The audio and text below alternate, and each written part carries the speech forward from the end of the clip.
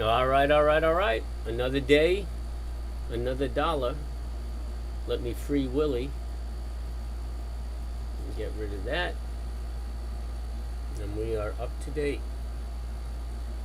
So, beautiful day after the storms passed. Sun's out, not a cloud in the sky. Water's dead calm. But I'm sitting on a creek that the tide is contingent on the direction of the wind. And when the wind blows south, so does the water go. So it's pretty shallow right now. I can see a couple of guys with deep drafts that are actually sitting on the bottom. But deep draft for non-sailors means the boats stick down deep or run down deep. Mine's a shallow draft, and that's good for the coasts around here for what's called gunk holing, so I can get up into creeks and stuff like that. And it's good for around the Caribbean that's relatively shallow. And it's excellent for storms because I could just push up inland into creeks, get a lot of protection around me, land protection, and ride out hurricanes and storms. So that's part of the sailing program right now. Then when I head out across the oceans, when I cross the Atlantic, or hey, good morning, Tommy. When I cross the Pacific, I will go for something a little deeper, a little heavier. But it's kind of hard because you get these emotional attachments to your boat. So, the idea that I'm going to give up this boat for another kind of breaks my heart. But I have good plans for it. I'll give it to somebody who's deserving of it. We'll take good care of her. So anyway, really no news going on today. And next week, we got the inflation and core rates to look at, and then we got the Feds. Oh no, the Feds are at the end of the month. And then next Friday, retail sales. So nothing really motivating. But next week is a good earnings week, and there should be some. I think, there's J.P. Morgan, Pepsi, Bank of America. So J.P. Morgan pretty much sets, Century Bancorp, but who follows them? And First Republic. So those guys will kick it off. But next week, the banks usually kick off the earnings season. And again, as we develop the channel, I'll show everybody a pretty good way to trade earnings. And nothing really going on in the news, so all we're dealing with is the sensationalism. Hit the wrong thing. There we go. I mean, CNBC now. They just pump in the last variant. Oh,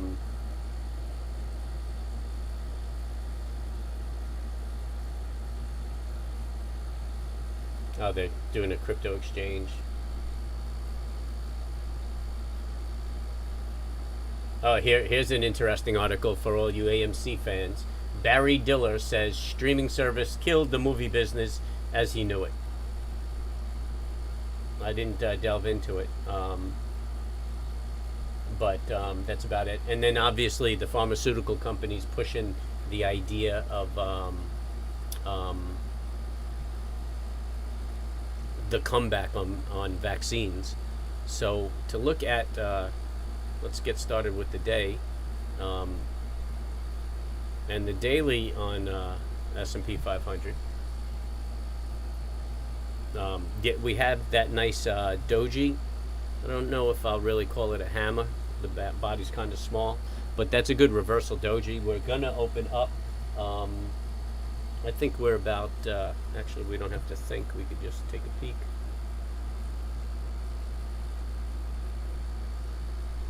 We're looking like we're opening up about 19 points, and it's relatively in parity. So we're going to be opening up around 43.40. Kind of feeling like we're going to gap up and then trade down, close a little lower than that 20, but make a higher high and a higher low and just begin the uptrend again. I mean, it could rip and challenge this, but I'm thinking that we're going to get more of a consolidating day today. Than a run.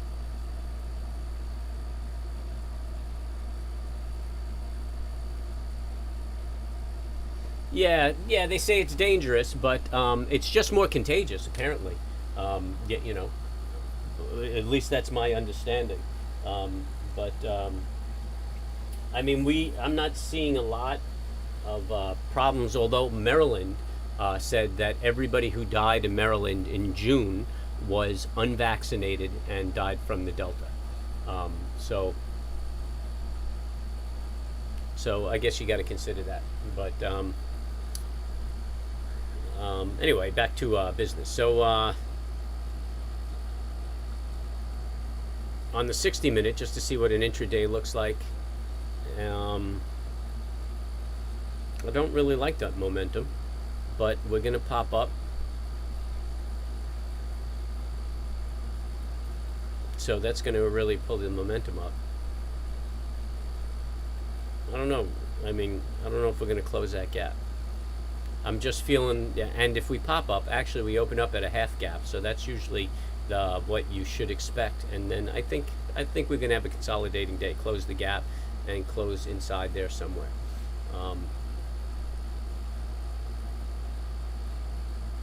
Let's take a look at Amazon. See if there's any trade in that bad boy. And that's down 7 right now.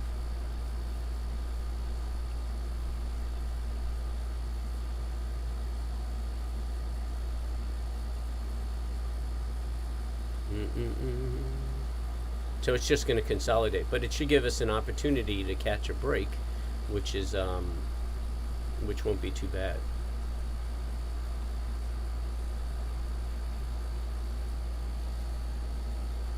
Let's see if I can see a trade that I want to get into.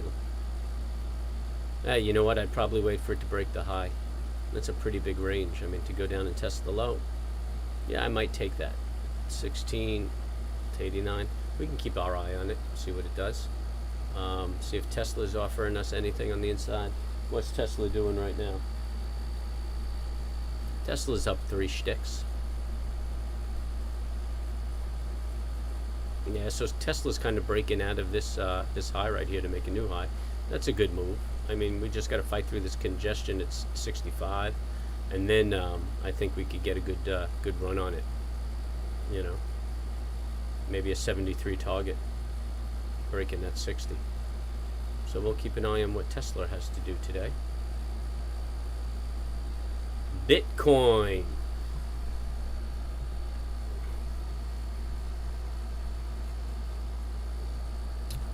You know what? Let's make this real time, since Bitcoin's a future. Oh, it is real time. Hot diggity dog. Okay. Yeah, I'm not impressed. I'm neutral on that. Nothing going on. I don't see anything. AMC on the 30-minute. What's AMC doing today?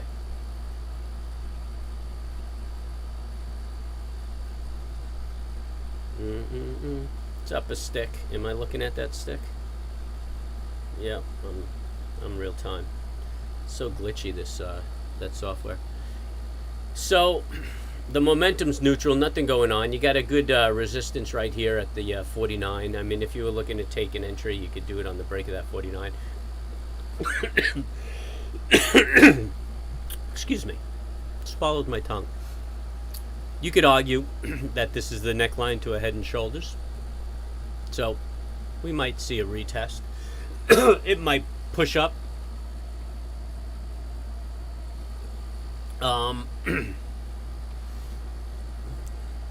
Give the shorters an opportunity to fade in again.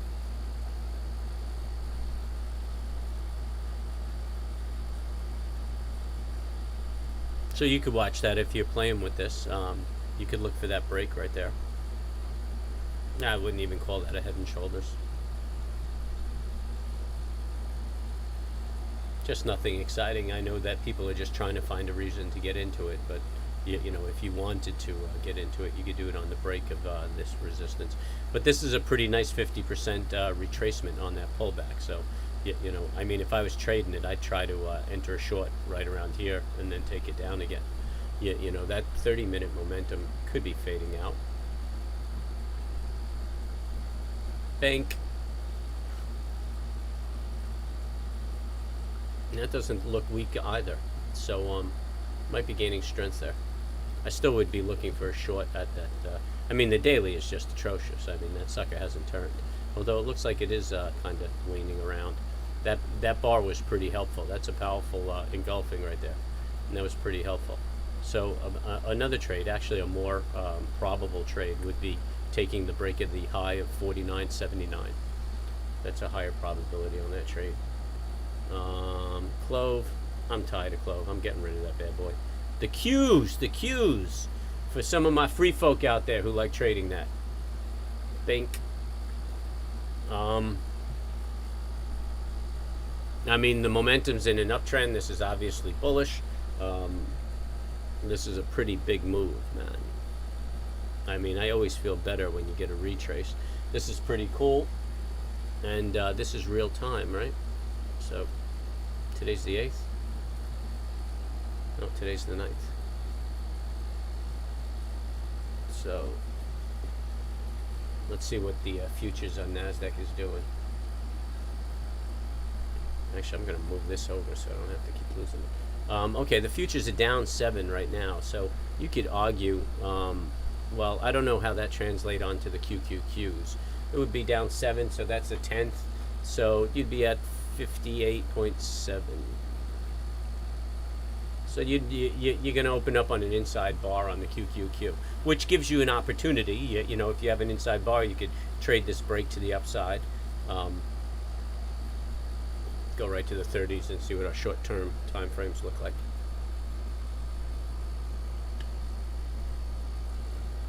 There's nothing there that's exciting me. You could probably just trade that day chart and be happy. The Russell looks the same as on the 30, but that momentum is clearly bullish.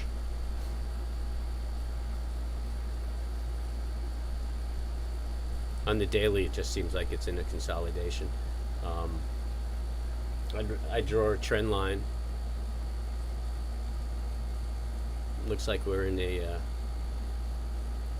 pennant.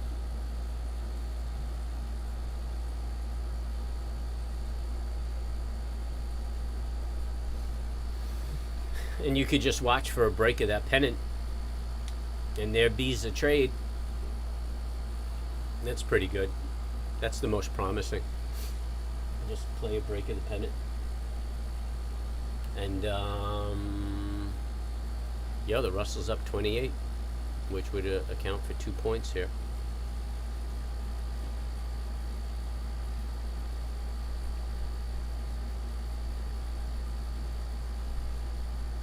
The Russell futures are up to 28.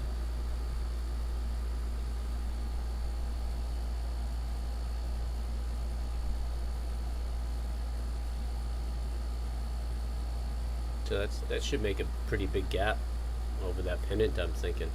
I don't know. No, so that should put it at roughly.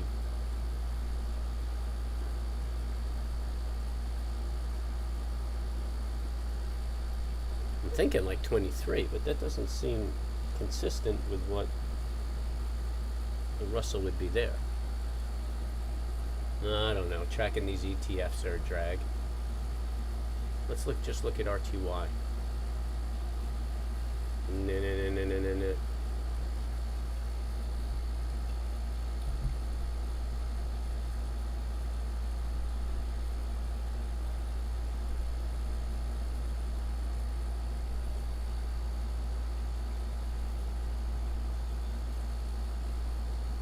It's kind of hard to transition into, you know, the future to the security.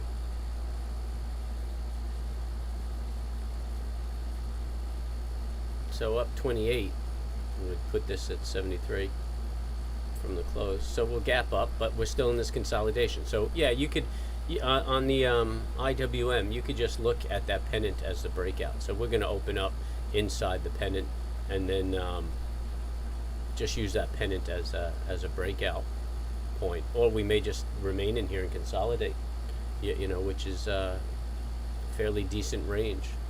But I mean, you could trade in here too. I mean, you could see a double top there and then trade off. You might see a double bottom and then trade back up, if that's your fancy. But the big move will be on the breakout, one way or the other.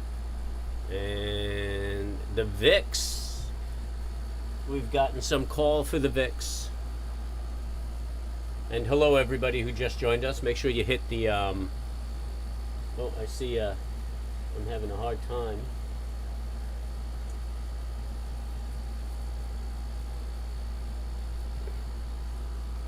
with my stream today.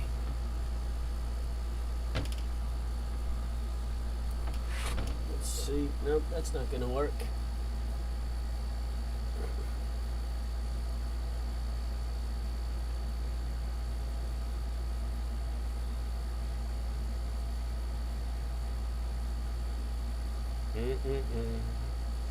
Just trying to get somewhere where I... Oh, there you go. Okay, cool. Looks like we're streaming better.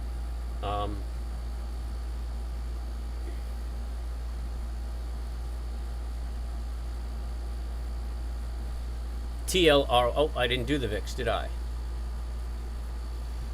VIX on the daily, just in a consolidation.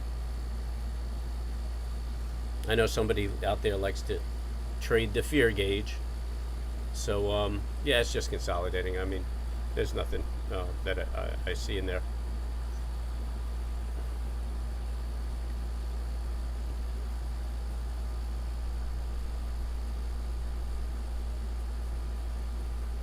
Looks like fear is coming off on the 30-minute. I guess this will come down, and obviously as the market goes up, that's going to go down. So that's kind of redundant right there. TRLY.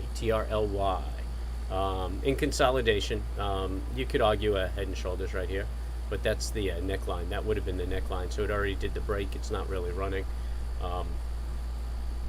That's just, you know, this is one of the meme stocks, and so you have that ridiculous pattern on all the meme stocks. This baby looks like it's just floating back down.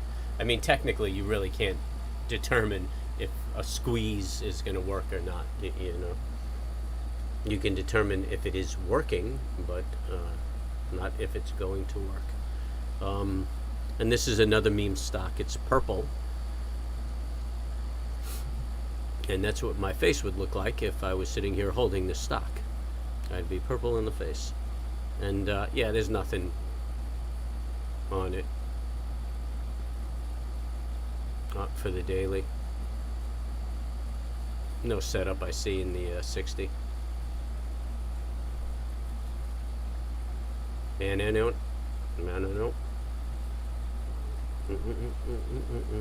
So that's it to get ready for the day. Actually, after doing all that nonsense, I don't even know where I'm at. Oh, I know where I'm at on this. I'm expecting that the S&P open up and then trade down. So we'll open up above the high. That's actually trading off. So we should open about 43.40 plus or minus. And then I think that we'll trade down and then consolidate the rest of the day. This is just my speculation. I mean, we'll take it as it comes, but this is how I'm feeling about the day. So we'll just see what transpires on that.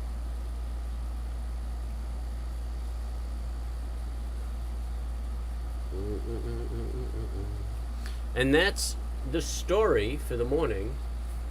And we're about 15 minutes away. All my charts look pretty set up.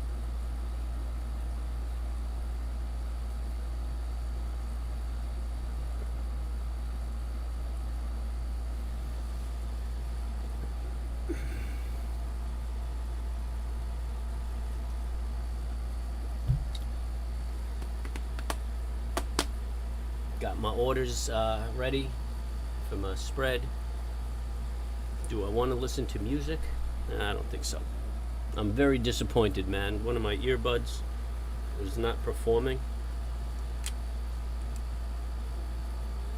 That's a drag because I like to run with them in.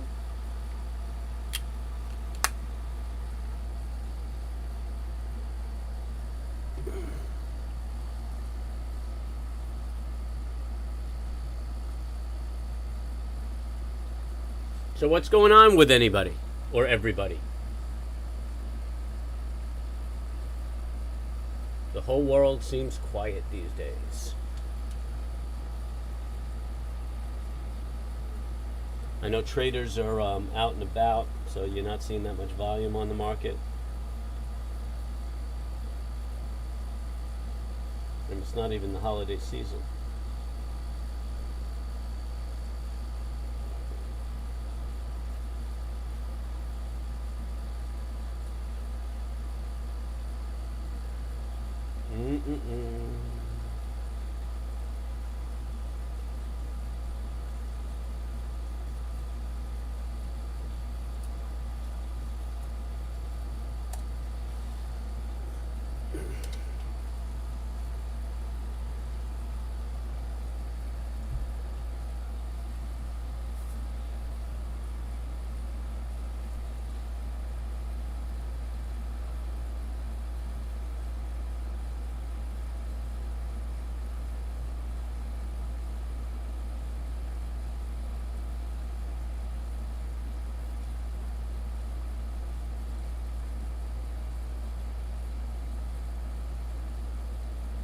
Exxon Mobil.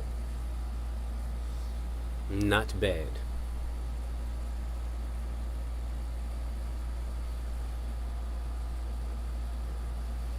We haven't heard from Miss Kerry. I hope I didn't offend somebody. I know she actually hit up my PayPal account last week, and then haven't heard from her all week this week. I'm hoping she went on vacation.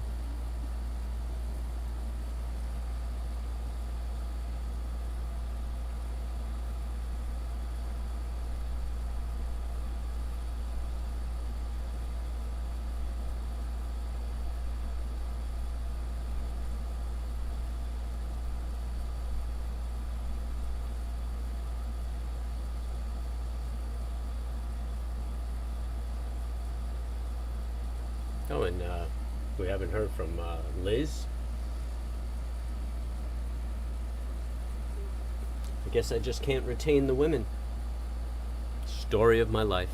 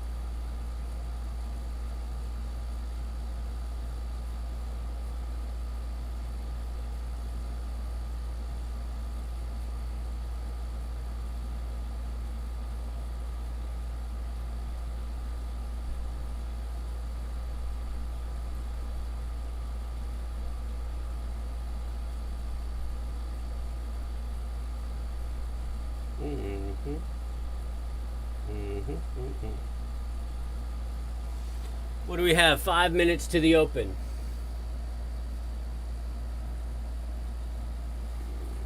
Yeah, I'm hoping. I don't think I lost myself and said anything offensive. It's not unlike me.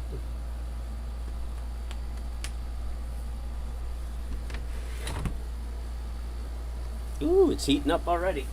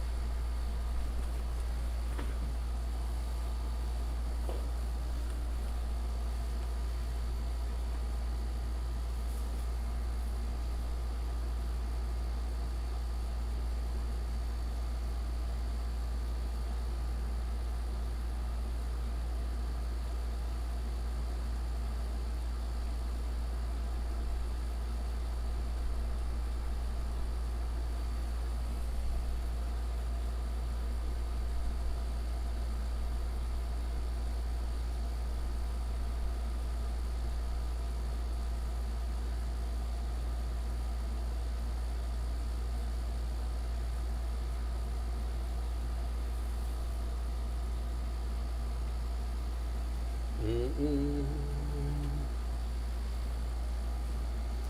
3 minutes to game time. Market's up 17. So should open up around 43.30, 43.40. Puts us above the high, but in the middle of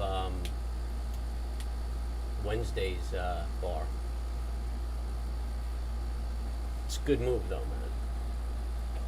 I would be really comfortable if we opened up and then traded down here. You know, close this gap, make a nice consolidation inside this 23% range.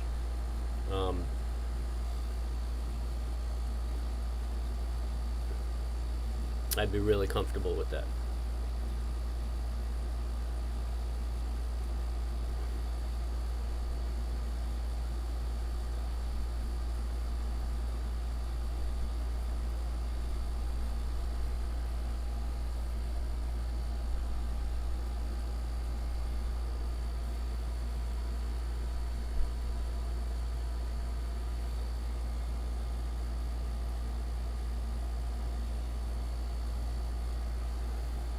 Today is the 9th, I believe.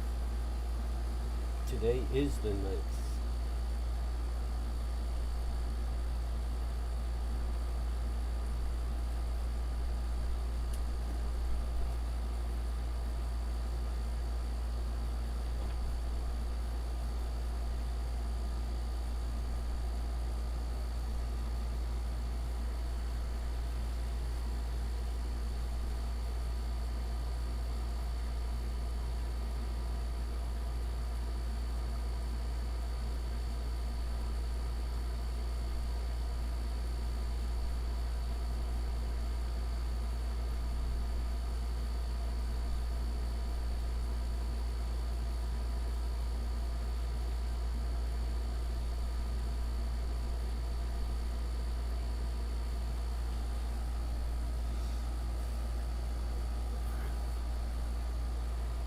Oh, here we go.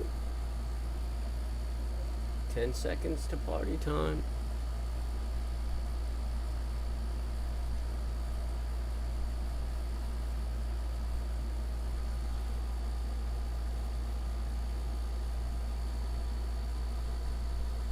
The equity market's now open.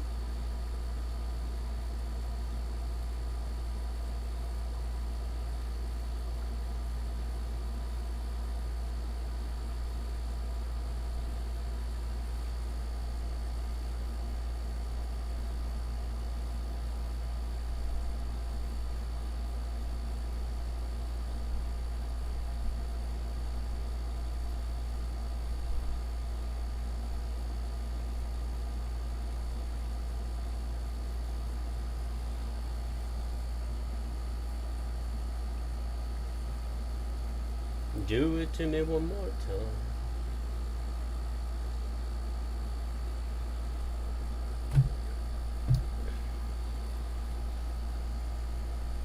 All right, so we're not rocketing up, so I could be correct in my assumption.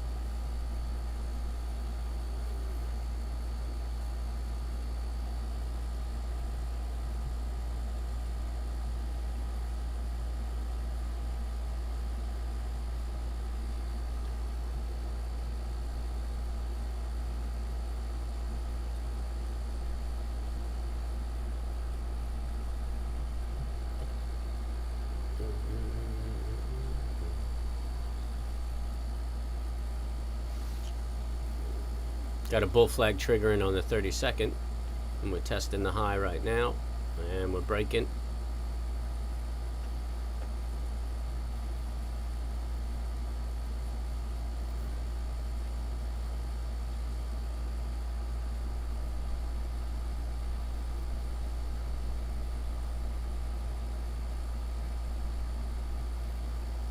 Taking 1/3 off that bull flag.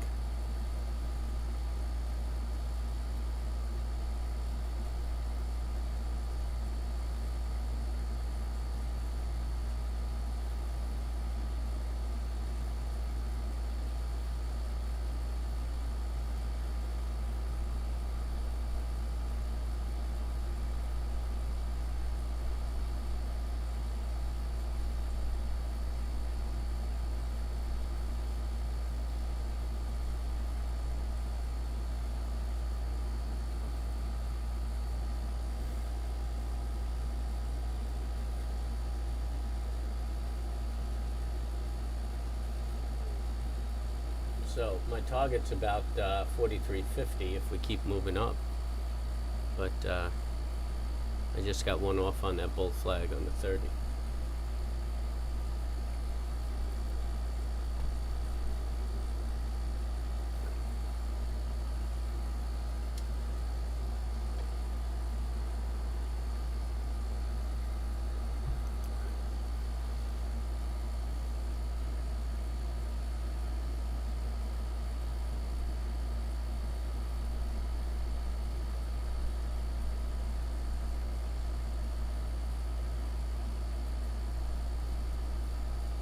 Climb, Big Daddy, climb.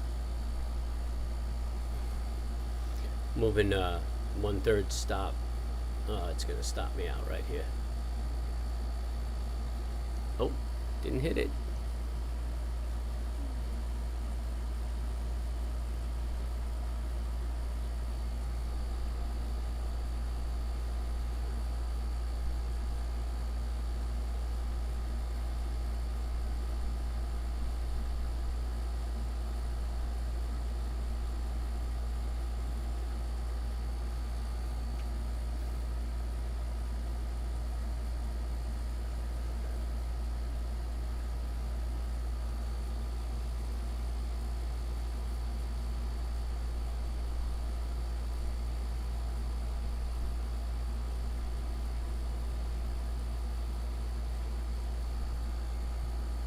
Oh, I'm out on a 1/3.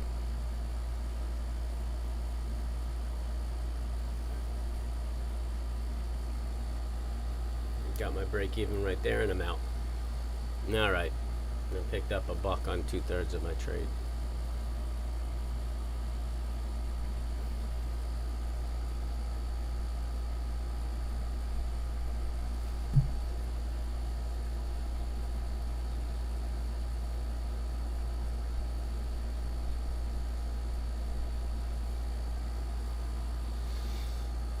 So you see a flag into a break of a high, and that's a pretty good trade, usually. Pretty good probability on the trade.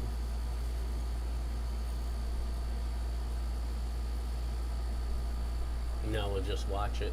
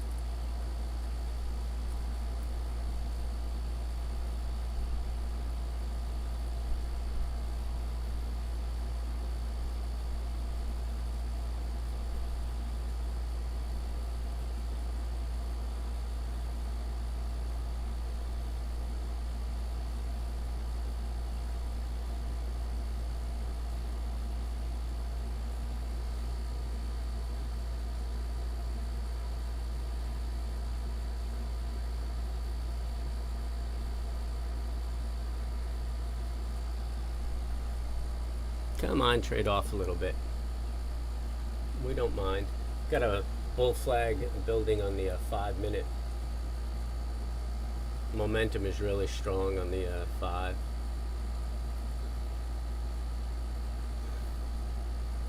Looks like it could be a topping pattern on the 1. We'll have to just keep a look, keep an eye on it.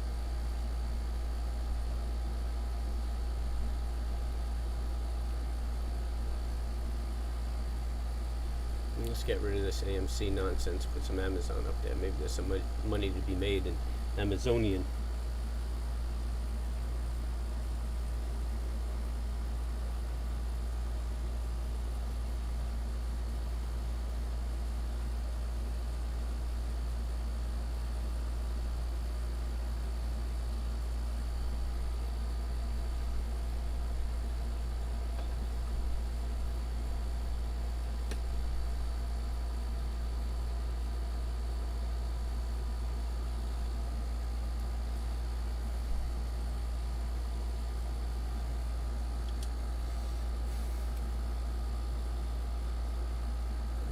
Nine minutes in, and things are a wee bit sleepy.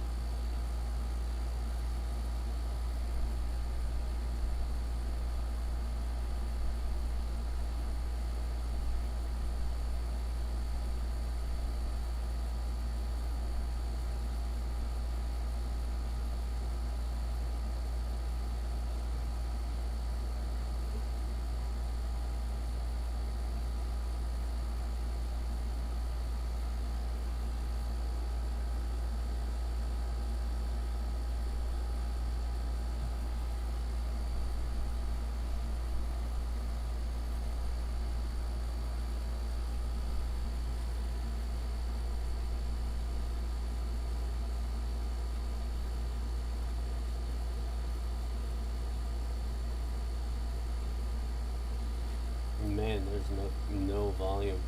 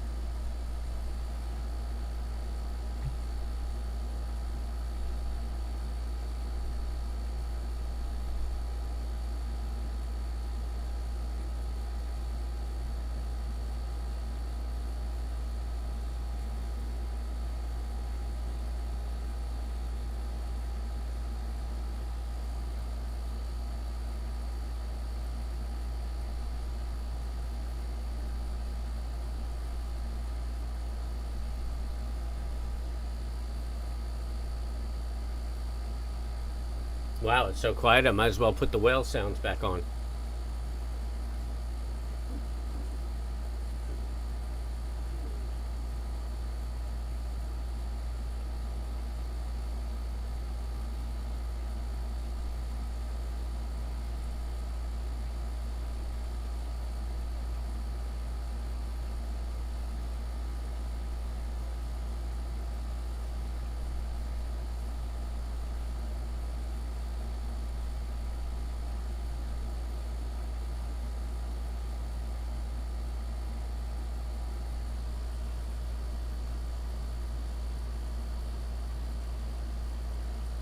Russell's breaking out.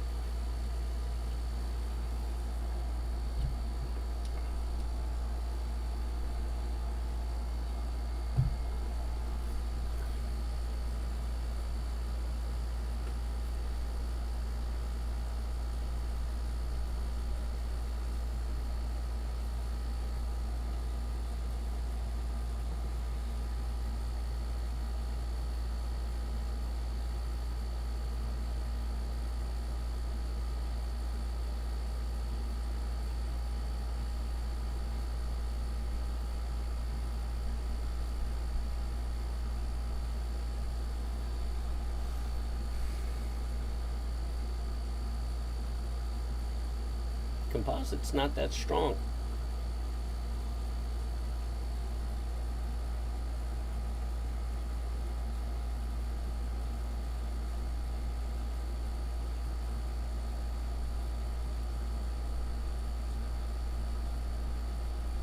Already at the 76% retracement from that sell-off.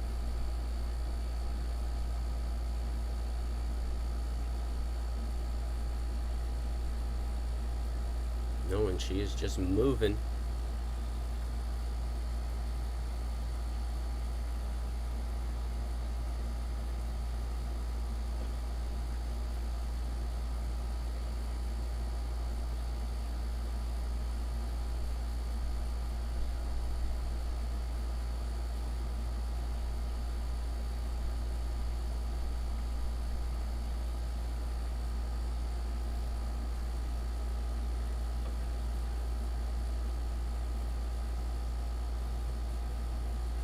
I think I'm going to argue that the open is going to be the low of the opening range.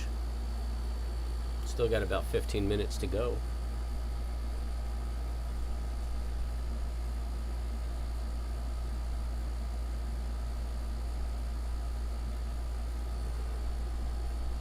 Testing a previous open range right now. Blew right through that 76%.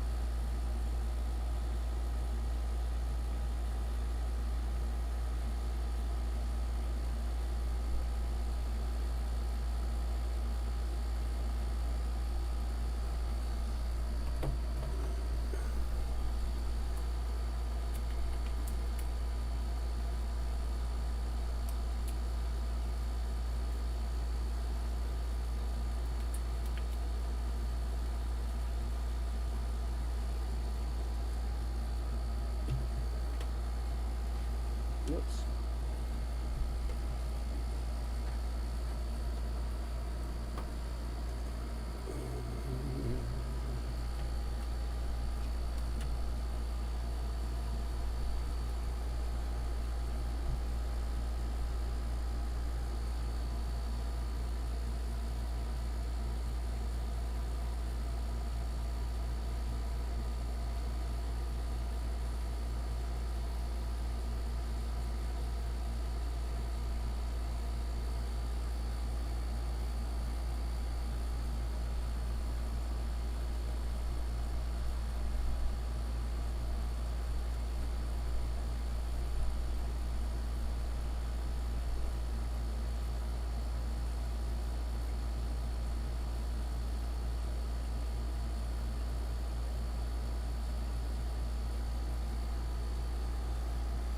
All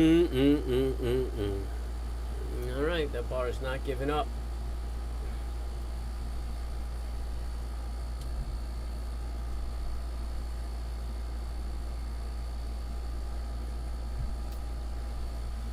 Getting another bull flag on the 5 minute.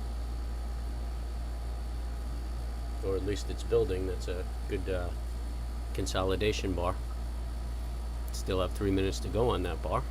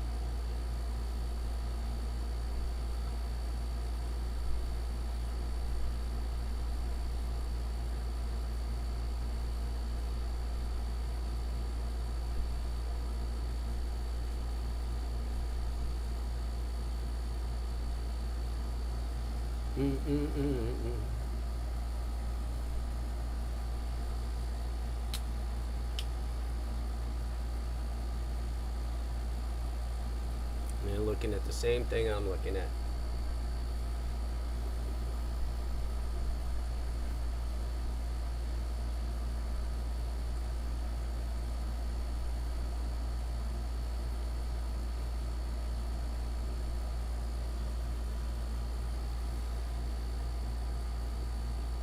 I'll see what that next bar does.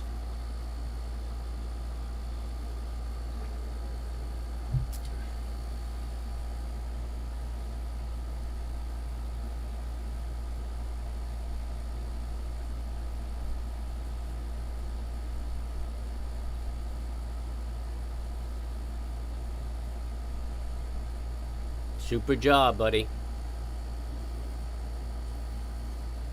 Gonna keep my eye out for the Wyatt Colton hedge fund.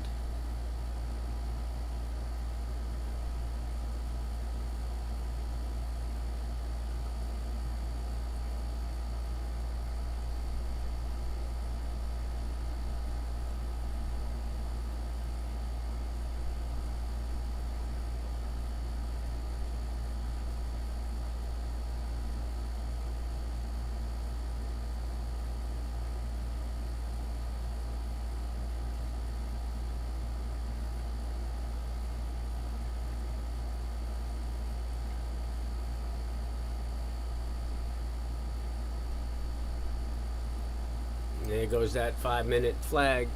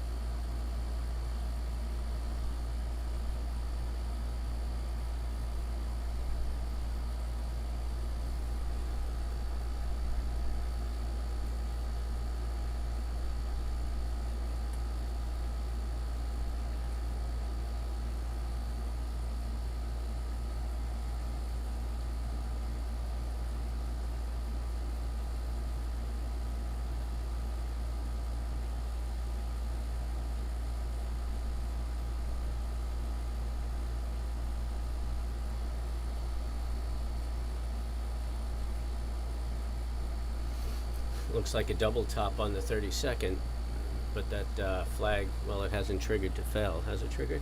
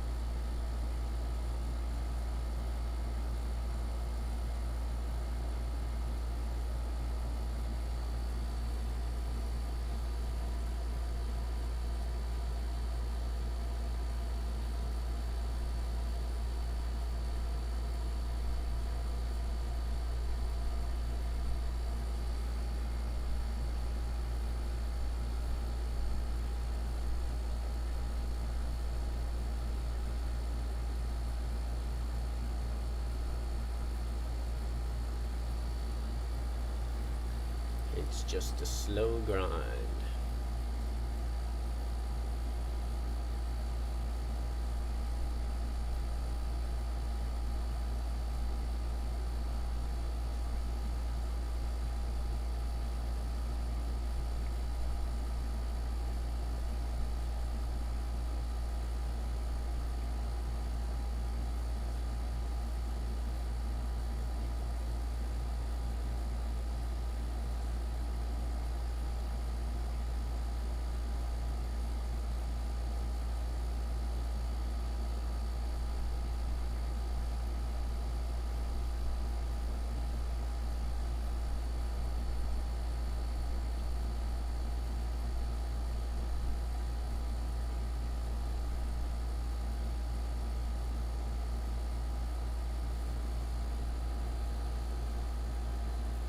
Coming into a little congestion area. This is a hard flag to trade. If you took that flag, just keep tight stops. If we could break through that 49.63, 58.53 would be a comfortable place.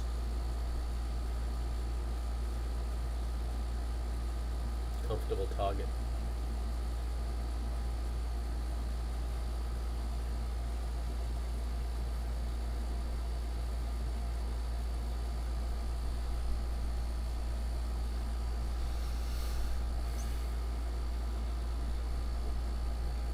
This flag is not behaving like the last flag.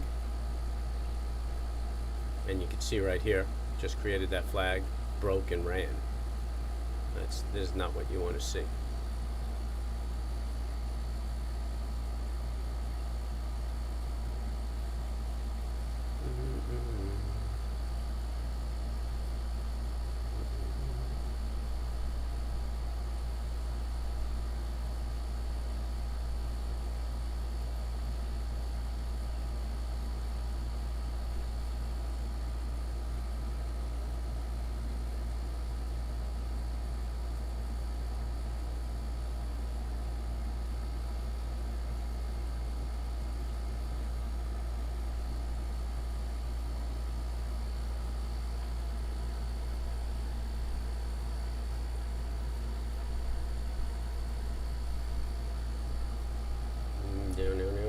No.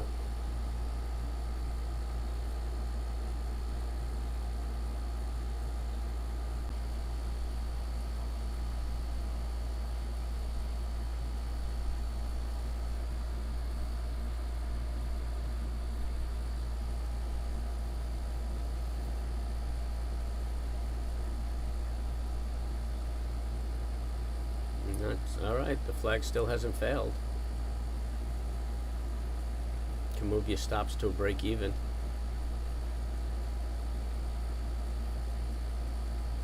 I'm going to take a third off. Leave the other 2/3 at a break even.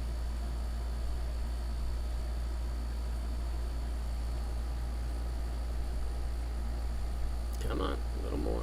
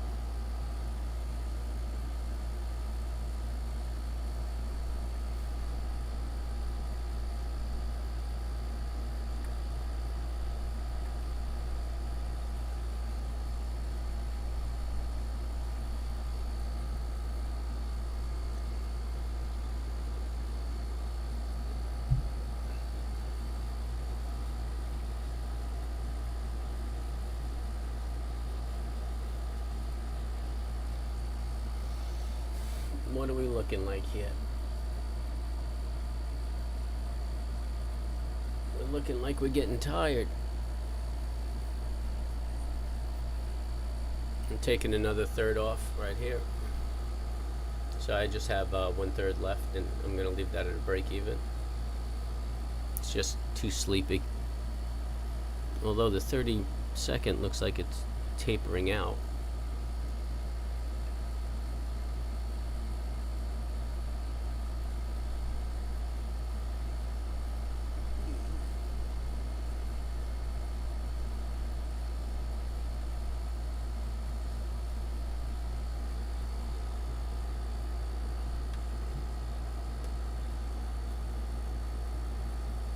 Oh, there you go. Good morning.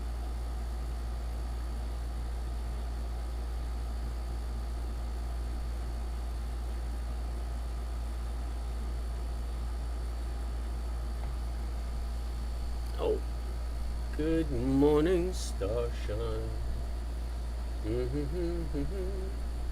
Think you got another 7 points in her?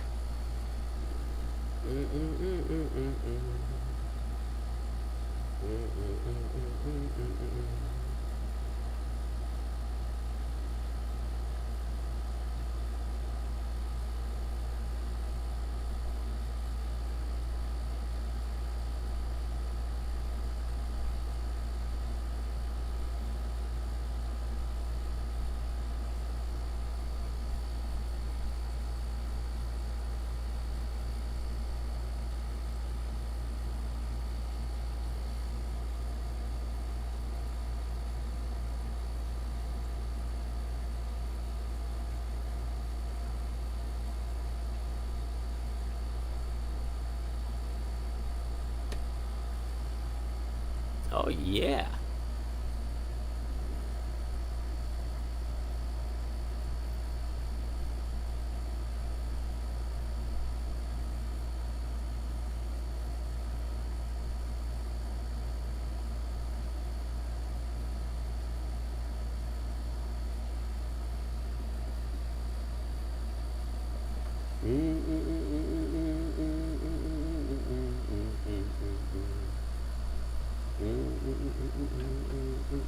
See, that's what I was saying yesterday, man. That sell-off just didn't feel right.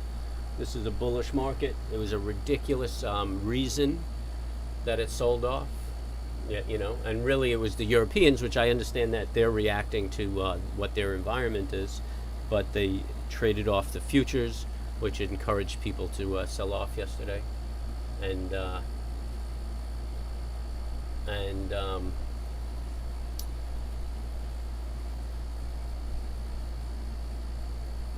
I mean, we saw the buying come back in yesterday, and now this consistent move up right here. 52. I'm still in this baby. I'm looking for, well, I mean, I'll look for a top, but right now about 55.80. It might build a top. I just hope it doesn't whip back on me. Actually, I'm going to raise my stop. Hold that 49. For a buck, I'm going to keep it at break even. Oh, what are you doing, honey? What are you doing?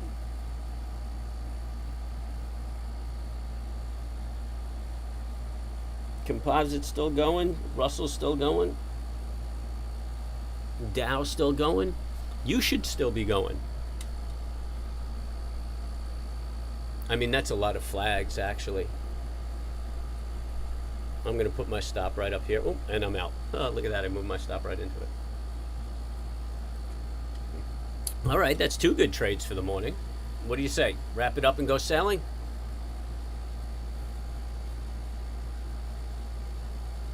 It's just when you see like 3 flags in a row, I mean, I wouldn't trade the 3rd flag. So if I wouldn't trade it, then it's kind of a indication too for me to get out of a trade.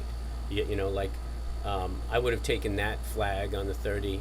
I mean, I was obviously in it. I would have taken that flag, but yeah, you know, this was building a flag, and that's just not for me. Here's a flag down here, a little consolidation that started up.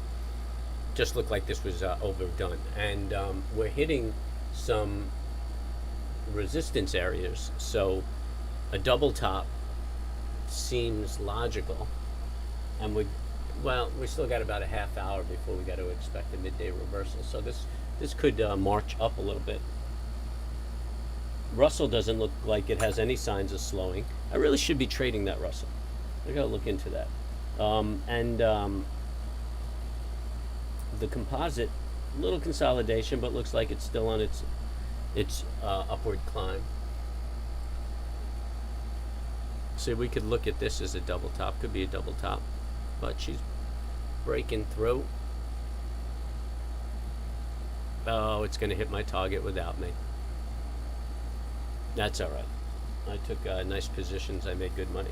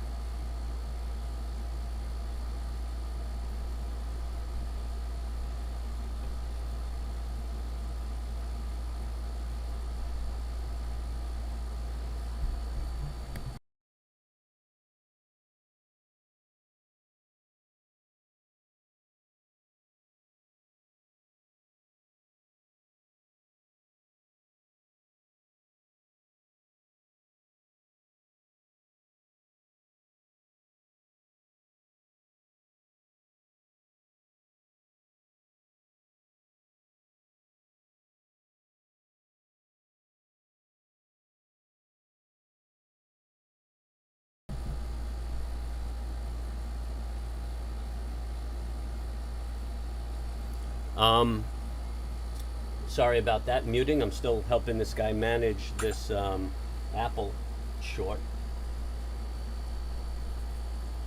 So I don't want to recite my texts.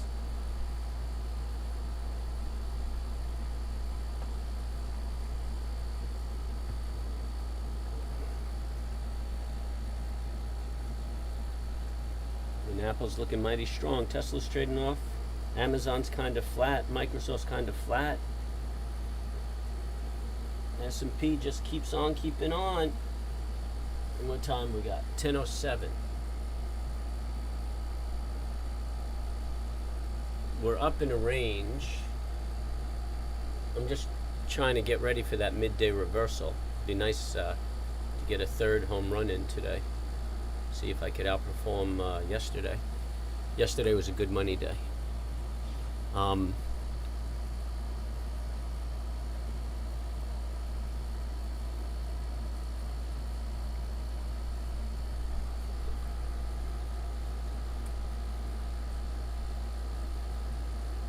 This is the opening range for the 7th. So we should have some congestion in there. I mean, this is a trip, man. We opened up like down $60 yesterday and retraced that whole move. That was such a buying opportunity. It was incredible.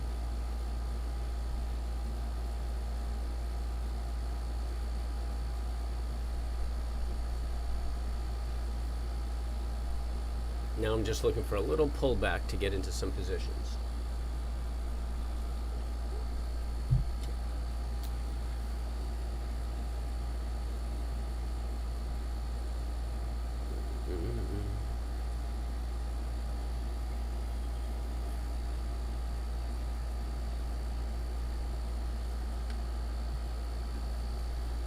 That's the opening range high right there. I'm thinking we should come back and at least test that.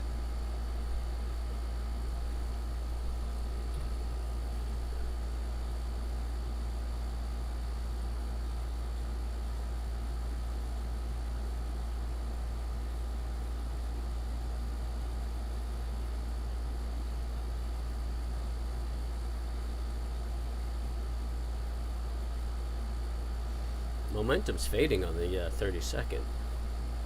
Momentum's been fading on the 1 minute and 2 minute.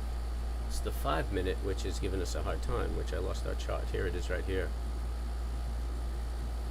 I think we're going to have to look for a double top on the 5 minute.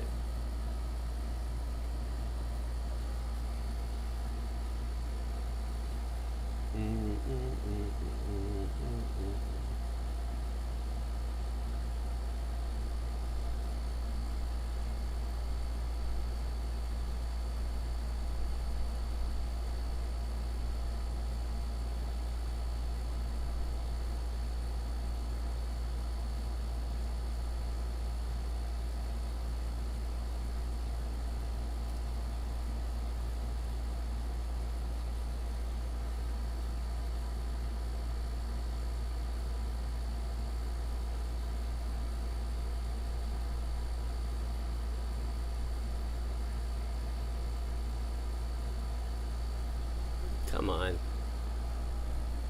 Just tank down a little bit, baby. So we closed that gap from yesterday.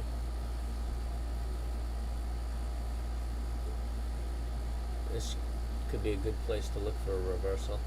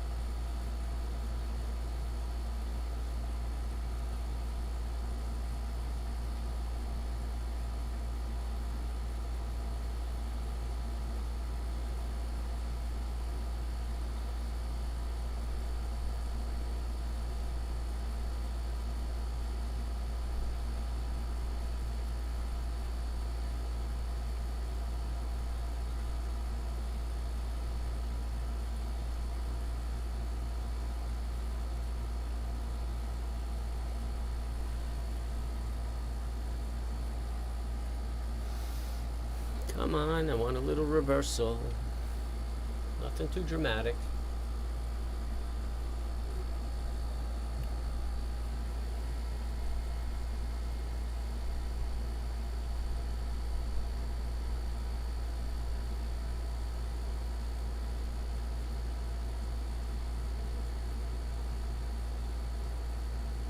I'm seeing like no volume on put options over here. Everybody's kind of encouraged with the market.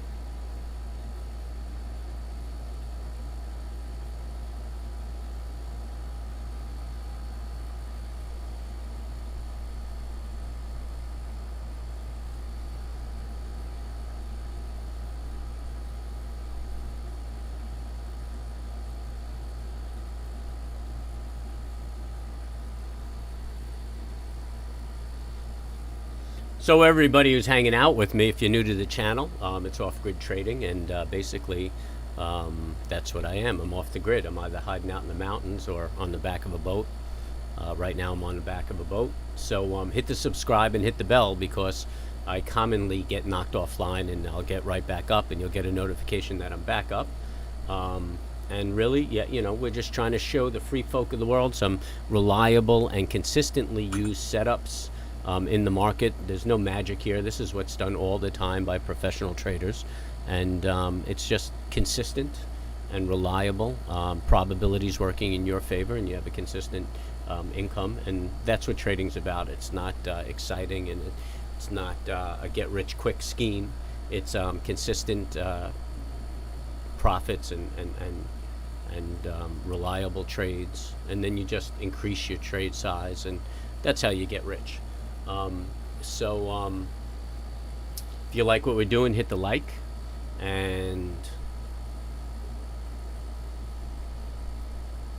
just watching the market, hit the bell, and if you want to understand my setups, I have a trading some trading videos that are Trading 101 right now, and I'm trying to do a series, but I'm not a professional YouTuber. I'm a trader, so my videos suck and I'm slow to get them out.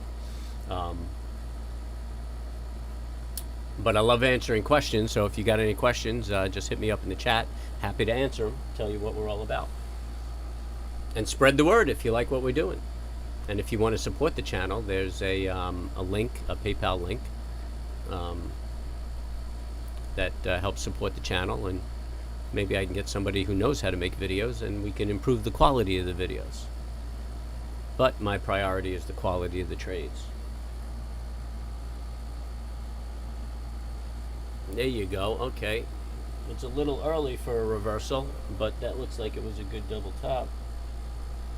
Actually, I'd rather see a double top on the 5 minute, and I think that's where we won't get hurt. So that's what I'm looking for, really. I want to see a good double top. If the market's favorable, maybe it'll give me a nice hammer to trade. Hammer. But we've already made a good amount of money today, so we don't have to be that aggressive. Wasn't as good as yesterday, but you won't find me complaining, making money.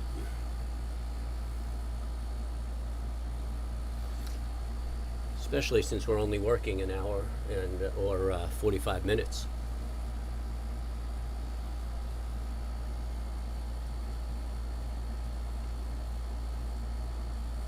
Yeah, you're looking forward to the Trading 101 video, ZB? I'm glad you said that. You might be a little disappointed, man. I'm rough. I am rough. There's no glitz and glamour here. But, I mean, the information's good, but the presentation is just awful.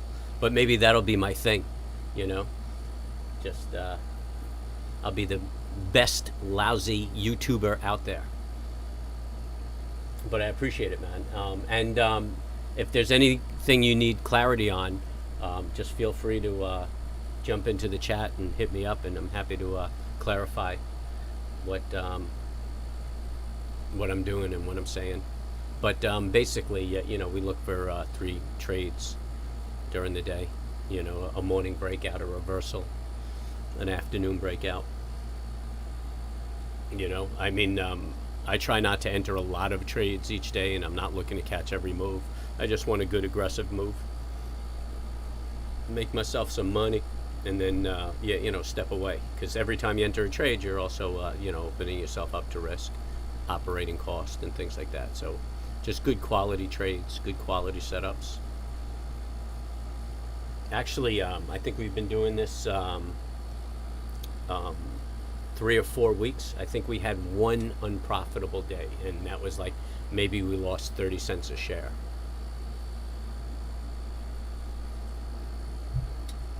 But we did have days, plenty of days we didn't take a trade at all. But that's why we have very few and small unprofitable trades or days, because I'm very particular about the setup.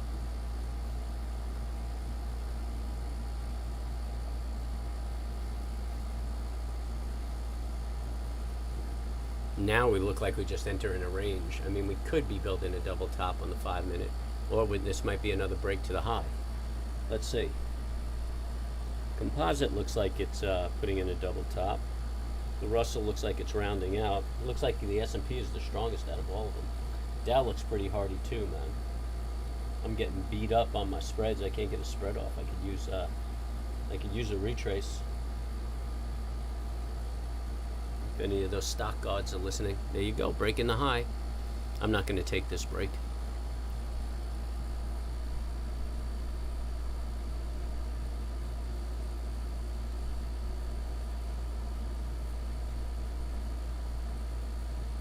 Yeah, well, hey, there's no one right way to trade. There's only one wrong way to trade, and I'll say it 100 times till you're bored. Trading without a plan and without risk management. That's the only wrong way to trade. But there are hundreds, thousands of ways to enter a trade and style of trade. So my style may not suit your personality, and if you try to emulate me, you'll probably lose money emulating me. but the setups are all the same. So yeah, some people will scalp using the same exact setup. Some people swing trade using the setup. Yeah, some people use the price action and incorporate it with VWAP, and yeah, there's hundreds of different ways to trade. Yeah. And I mean, yeah, everybody, you'll get a lot of fly-by-nights who will jump on the channel and, no, I do it this way and this is how you trade. And yet, you know what, if you're consistently profitable, that's how you trade. It doesn't matter really what you do, what indicators you're comfortable with. Just good risk management and a plan. Always a plan. If there's a plan, it's a good trade. It's that simple. So yeah, a lot of people scalp, go in and out. I know you go in, you take lots of quick profits, but if that equity curve is on the uptrend, you're doing it right. It's that simple. Just be careful for those blow up days. Those days you don't have discipline and you stay in trades and you just blow the shit out of yourself. Oh, look at that! This baby is just grinding up. I don't think I'm gonna get my my sell off. I can't get my contracts hit.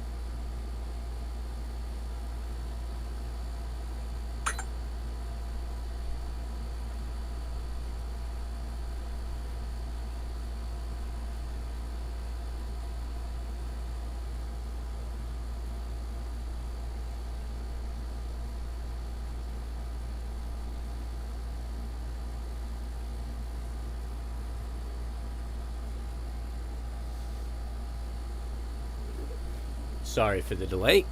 I was just responding to some text, but yeah, the guy who really taught me how to trade, taught me setups, everything like that.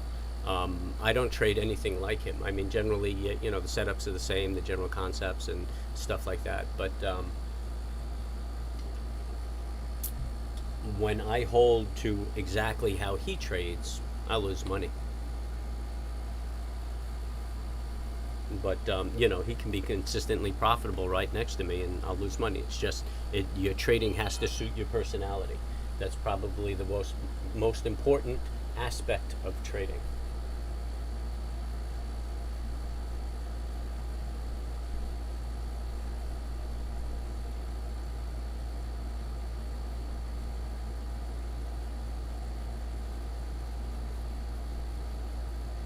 Or the most important aspect of adopting a system. It's got to suit your personality. I mean, there are swing traders out there, and all different types of trades.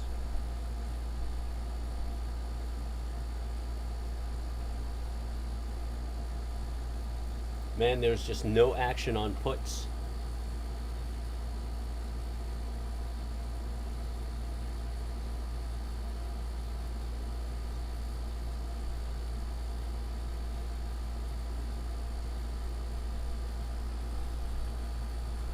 No, and this son of a gun is just popping.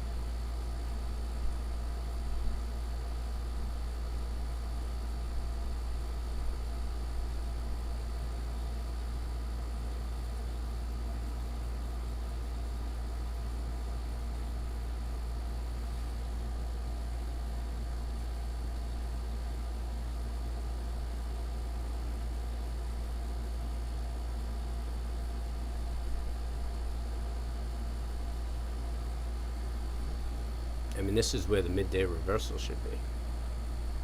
And we definitely have a directional move.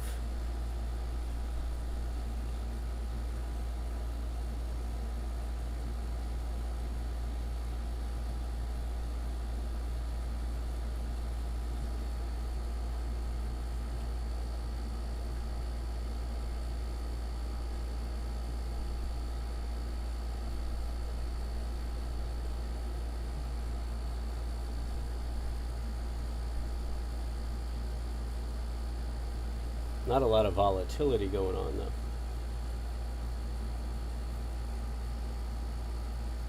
The Dow's up 1.5%.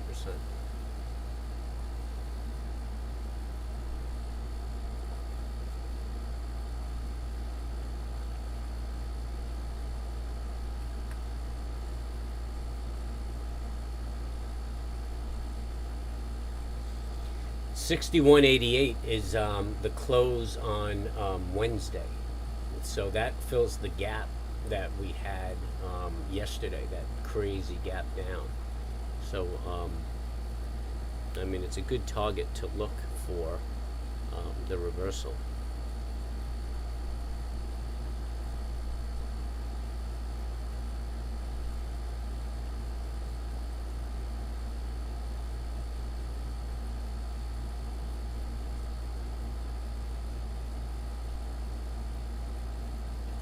And we're actually at the high of Wednesday's opening range.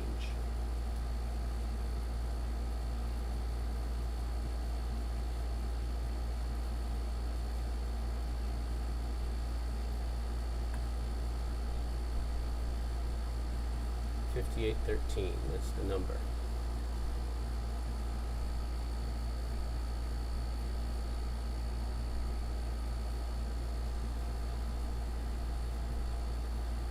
Yeah, I don't think the shorts are making any additional moves. There's just no buying in it. You know, these goofy guys, you know, see a dip and have that buy on dip concept. So that's what brought it up.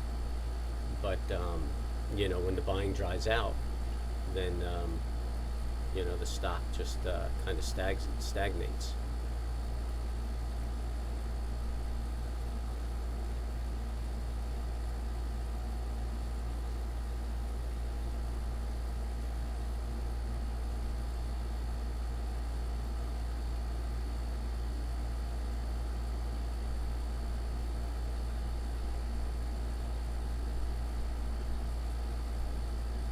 Yeah, see, it's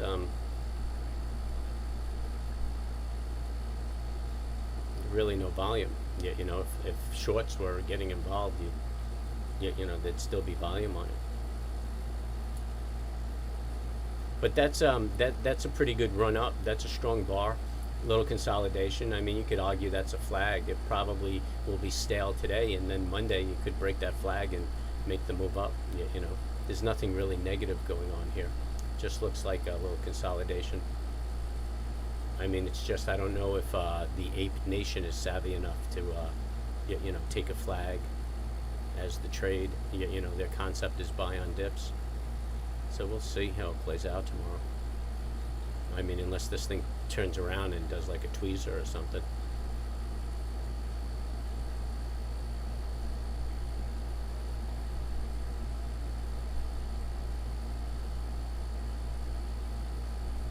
It just feels too heavy to me. You know, it doesn't feel like it's going to work. But, you know, I mean, feeling is not something to trade on, you know. You don't want to trade on discretionary. Oh, look at that. I got distracted. And there's the reversal. And not much.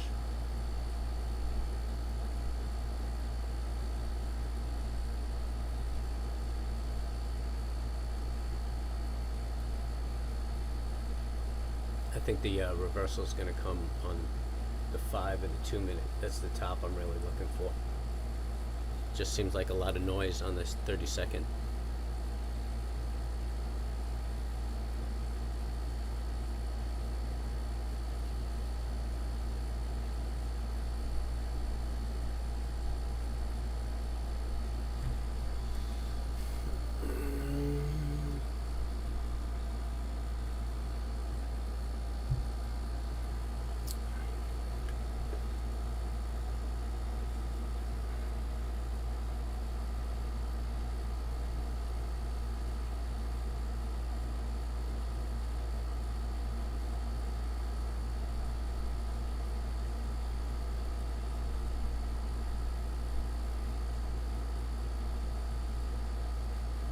got a lot of variables if this does make a reversal. I mean, we could go center the gap, and that's been fairly accurate this week.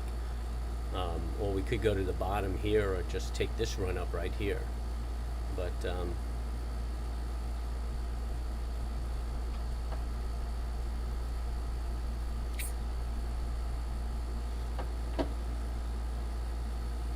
yeah, you know what? I like that because it coincides with all of that rhetoric right there.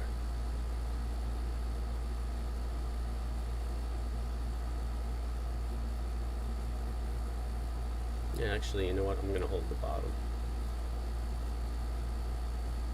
Here, look, how I always talk about Fibonacci. This gap, if I hold the bottom here for this retracement, this gap is at the 27% right down there. So much symmetry, man. This stuff is just so reliable. Actually, now that I see that, that's the retracement I'm looking for.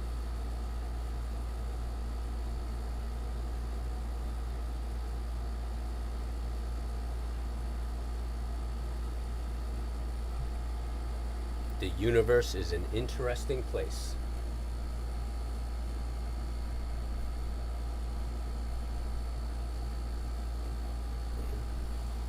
So if anybody's new to the channel, you're at Off Grid Trading, which is exactly what I am.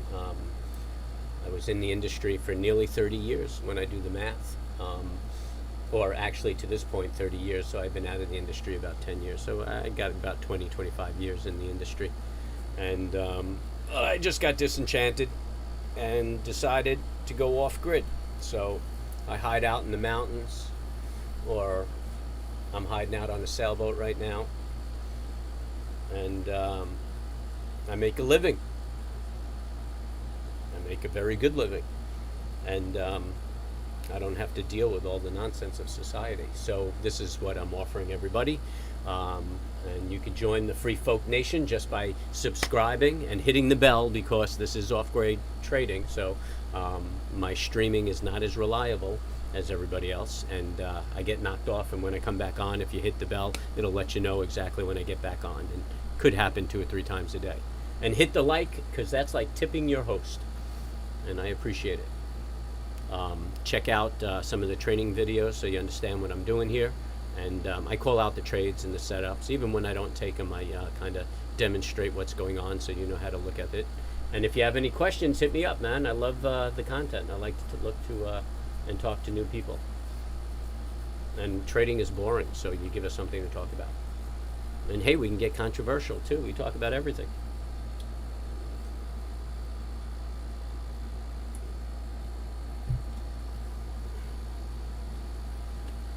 Look at that 2-minute momentum, though. It's just falling off.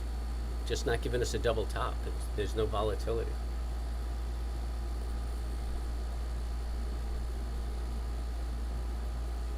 Five-minute momentum is falling off also.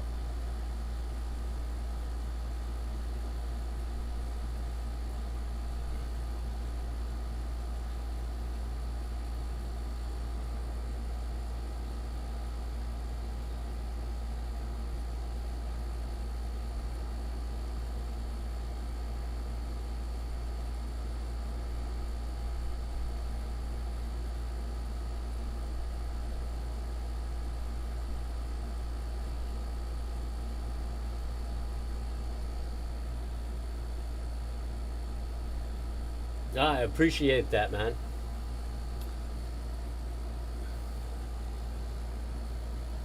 Yeah, but luck's not my thing. It's always been hard work. So with your support, the channel will survive. Khaled. Oh, that's a cool name. You sure you don't want to go with Darren? Apparently that's a name that's mocked by the younger generation now. Darren. You could be a Darren or a Karen. That's an indication of an old person, from what my daughter has told me.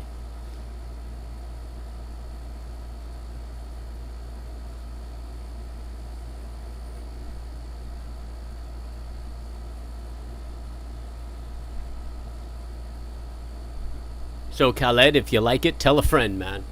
I could I'd appreciate the subs. We're actually doing well. I mean, we're close to 400. We've been at it 4 weeks, I think. So, yeah, we're picking up like 100 a week, which is cool. We're trying to keep that momentum. I think it's 4 weeks. I'm not going to look back because I'll be disappointed if I'm not picking up like 100 subs a week. So let's just say we've been at it 4 weeks.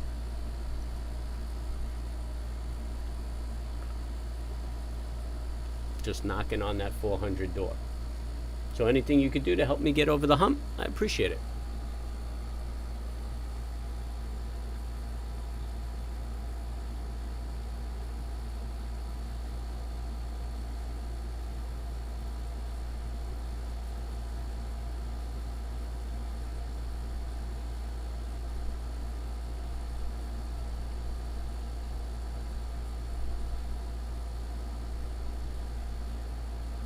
Man, oh man, oh man. I just can't get this trade hit. They're just not giving it to me.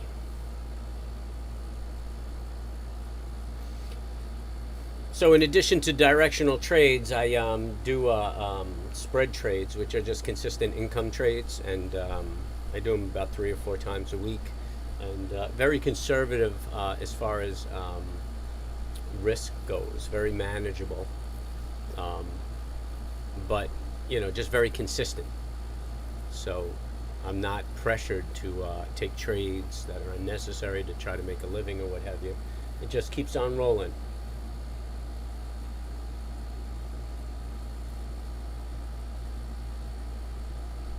Sold mortgages over the phone? Yeah. I used to have an investment bank, and one end of it was retail, like a brokerage firm. And I mean, I had tons of cold callers, and most of my brokers built their books by cold calling, and then eventually it becomes a recommendation situation, a referral situation if you perform well. But a lot of guys started out with cold calling, and I mean, I could have had easily 60, 70 people cold calling a day.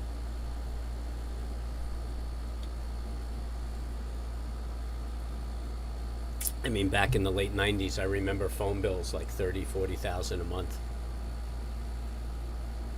But, it was a different billing process back then.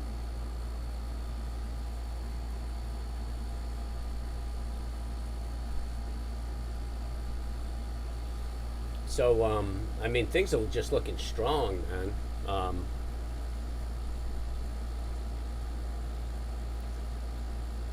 We got a flag setting up on the 30, which obviously it's going to be a half hour before that baby becomes a bear flag, but it could very possibly. Summertime, and the markets are moving.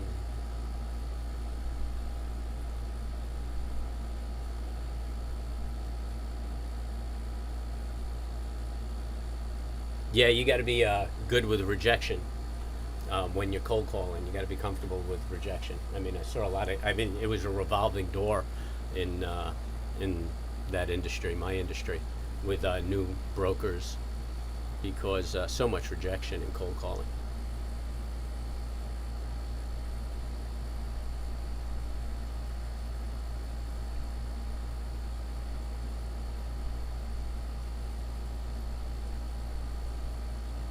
And it's funny when I get cold called, because they use stuff on me that I literally wrote, because I was at the onset of the cold calling industry.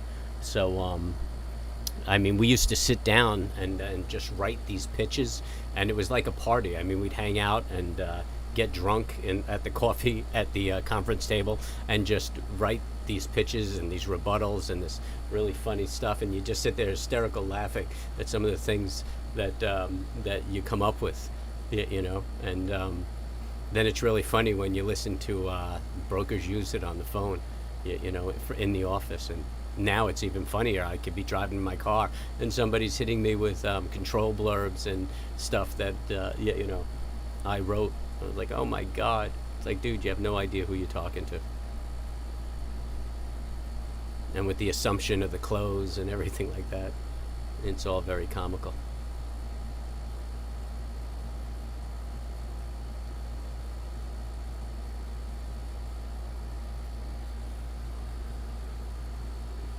All right, looks like we could be beginning a downtrend if this is not a consolidation. I mean, we got a lower high, obviously. We just need to make that lower low right here. And, look at that bad boy, huh? That's, you could argue a nice triple top right there. I think I might be able to get my spreads done. So,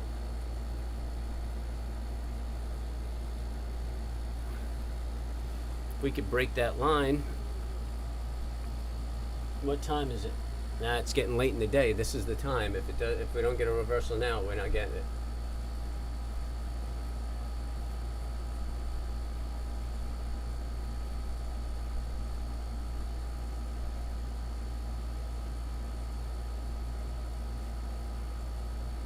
Yeah, that's rough doing. Yeah, you got to feel good about what you're doing, Matt. I could agree with that. Yeah, you're a bit younger than me, no doubt. Yeah, you have to feel good about what you're doing.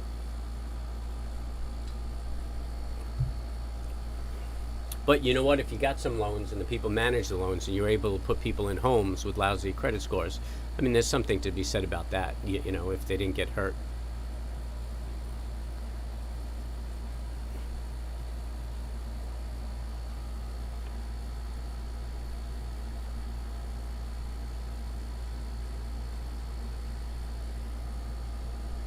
And should I just be patient?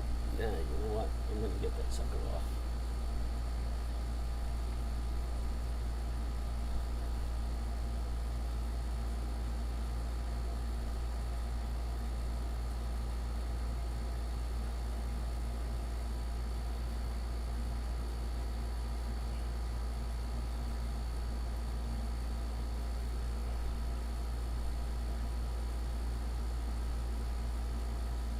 And said, if you don't get hit there, I'm not going to get hit.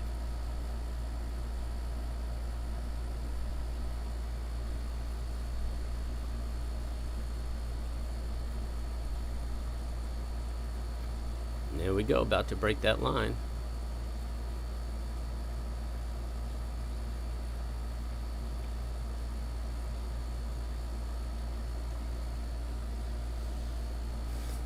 Five-minute looks momentum looks bearish. 1 minute momentum is bearish.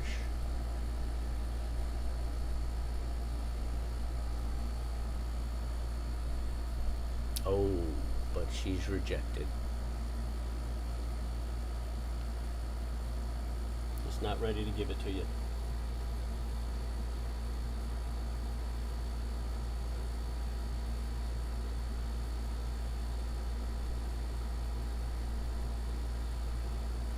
Oh, it's starting to get some volume on the puts.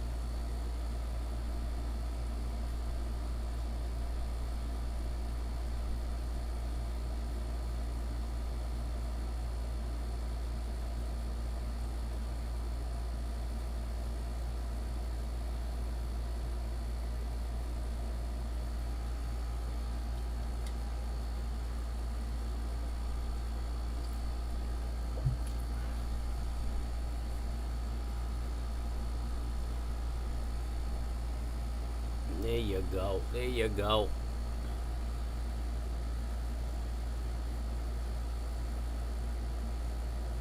And this is moving too small, man. I wonder if I can even get 3 points out of this bitch.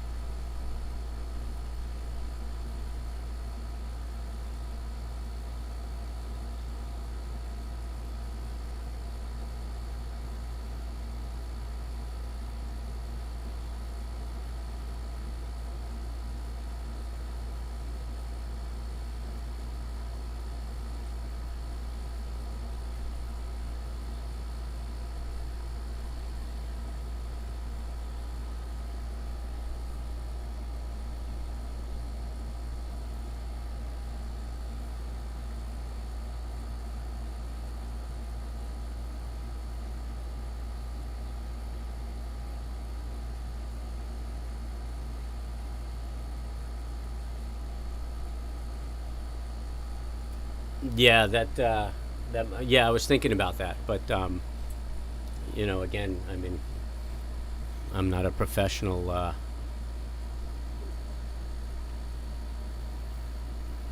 YouTuber.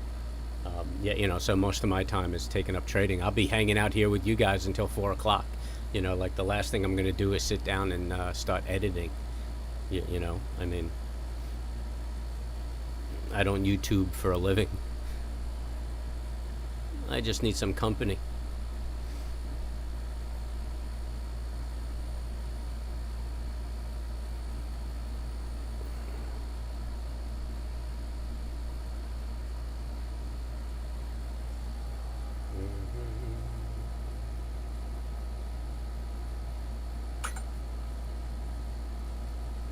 Some more shareable content. Well, like training videos, things like that. I was also thinking of going through the days and just taking out the trades, the trade management, and people could just see the actual trades that are taken. I don't know if that'll be of interest to folks, but I figured I'll give that a try. But yeah, that's really a matter of sitting down and doing editing and stuff like that. And I mean, dude, I've been working since I'm 7 years old, and I was a workaholic and I worked all the time, and I'm just not looking to occupy my time with too much work. I mean, you're a young guy, so you want to do stuff. But me, the stuff I want to do, listen to the waves splash against the bow of the boat, maybe pull in some mackerel for dinner, go dive and grab some lobsters, kayak up a river and run from crocodile and alligator. The finer things in life. But if the channel gets traction and I get some support, some sponsors and stuff like that, then I'll definitely get some editing people and and do things. But I don't know how much of my personal time I want to spend on editing and things like that.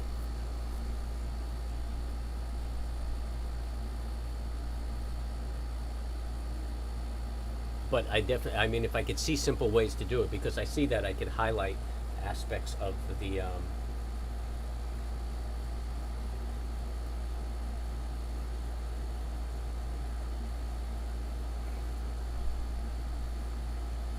yeah, man. And you know what? I'm a big fan of the Philippines. I had a business down in the Philippines, and I have some financial interest in the Philippines right now. And yep, I have resource there. Look at this market, so resilient, man. I can't get this trade off. I think I'm just gonna have to forego this spread trade for the day. Got 10 minutes left. Got a nice flag building. This could be just a crazy update today. Got a nice flag building on the 30-minute. You got 10 minutes. Hopefully that flag doesn't break that high, right? I would like to see it stay around this area, and then the next flag break, trigger and break, the next bar rather, trigger and break that flag. And I definitely think I would take that trade. Enlightenment, huh? I don't know. I'm definitely vibrating, but I don't know if I've reached enlightenment. That would be cool, huh? Nah, definitely not, man. I have so many demons, but I'm definitely at peace.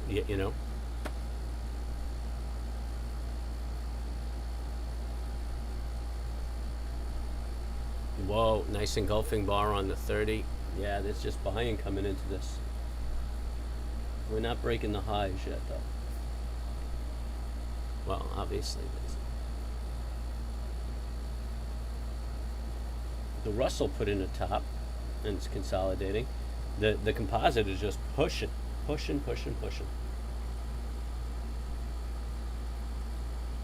Microsoft's flat, Amazon's relatively flat, Tesla's relatively flat.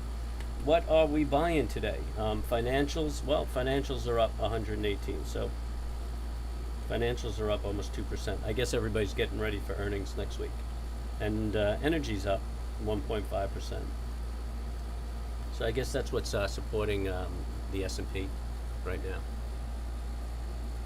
We got 8 minutes left on this bar, and it's setting up nicely. Oh, I just hope it doesn't. I mean, you know how this gets at the close of this bar. It just usually rockets.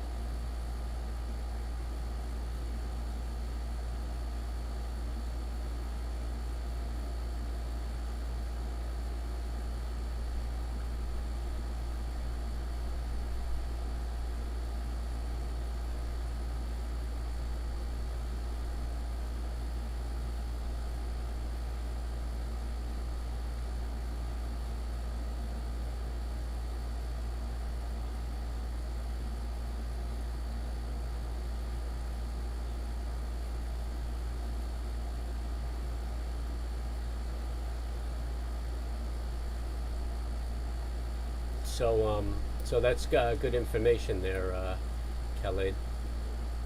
A few smaller clips, something a little more user-friendly or viewing-friendly.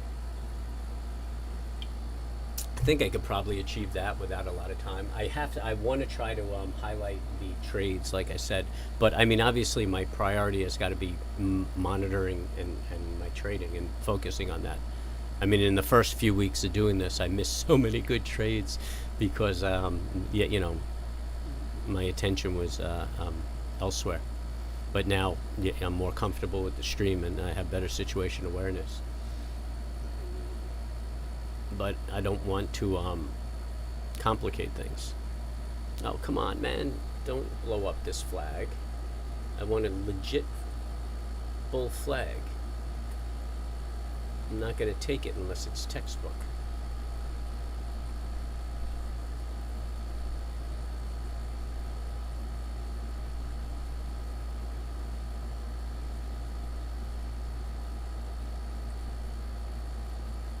I mean, we built a head and shoulders here, and now it's just blown up. That pattern shot. So that's just telling me there's some strength in this market.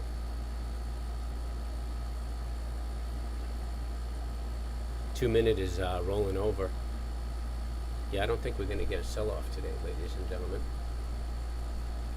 I think we are just onward and upward.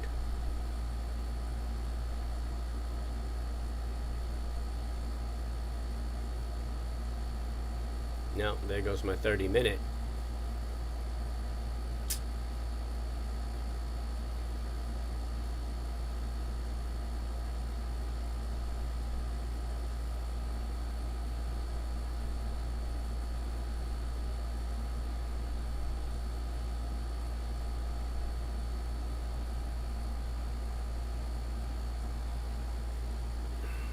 See, this is where it gets vicarious because, we should be taking breaks at the high, but, we had a 36-point run. We are coming into resistance. This is, I think, Tuesday or Wednesday's opening range high, and here's the gap fill right there. So these are good places for turnarounds, and being up 36, 37 points, I mean, that's pretty extended.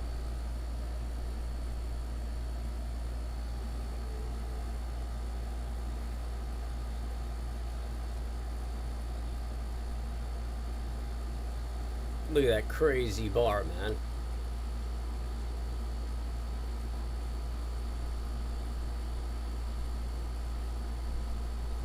This is the daily chart right here.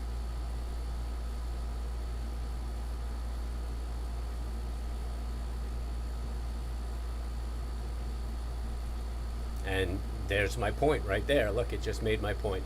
I mean, that's why I didn't want to take that break because it was so extended. So we hit that resistance, which was the close of yesterday's bar, and now we traded off aggressively. Doesn't mean it's not going to turn around again, but that was the target.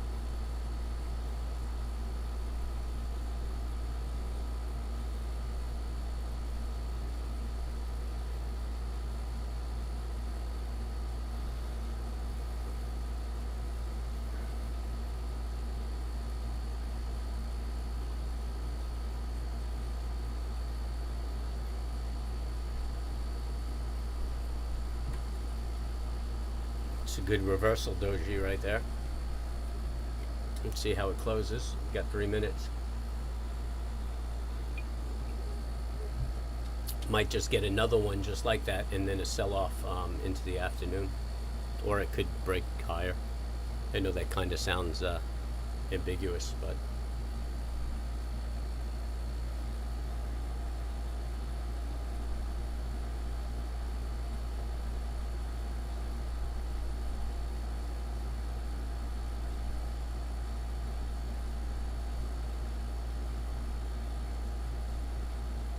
so after this strong move up, you know, from June till now, this is actually a very healthy consolidation going on here. And I wouldn't mind seeing this go on for quite a few days more. That would make me really comfortable for a nice run to a high again. Because right now it just feels like we're very vulnerable. And any bad news could end up turning this thing around, bringing us down to about 42.62. And this is just the S&P 500. That's what I trade. I trade options on the S&P 500. So, yeah, you know, but you could extrapolate that to most of the markets. So whatever market you're trading, that would be somewhat applicable. Let's see what a weekly looks like right now.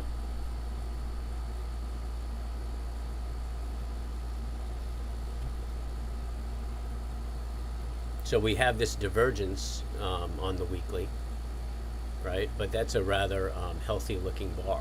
And that divergence won't really trigger until we break the low of the previous week's bar. And I mean, that's the vulnerability there. So that could bring the market down considerably.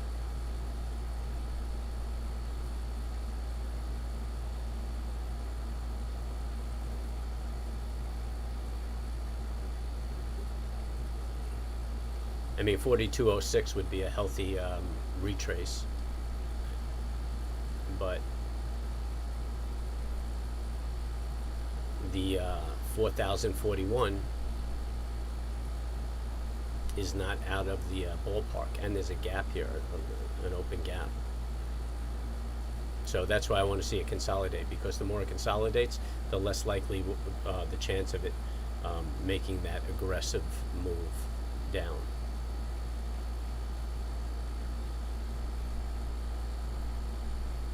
Just can get some health and handle whatever bad news it may encounter. And you know, we got China getting all uppity. I mean, having China in the picture is like living with a chihuahua. Just all yappy and edgy.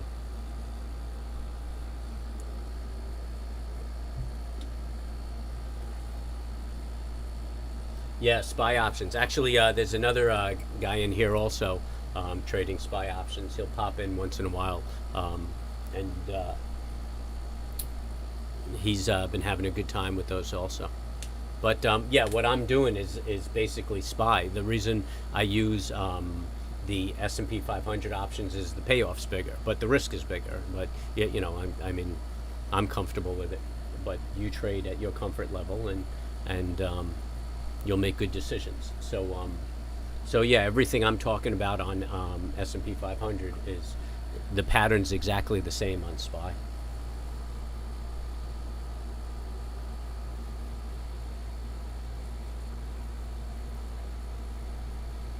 Man, I'm done with those puts. I'm not going to try to get in on those things.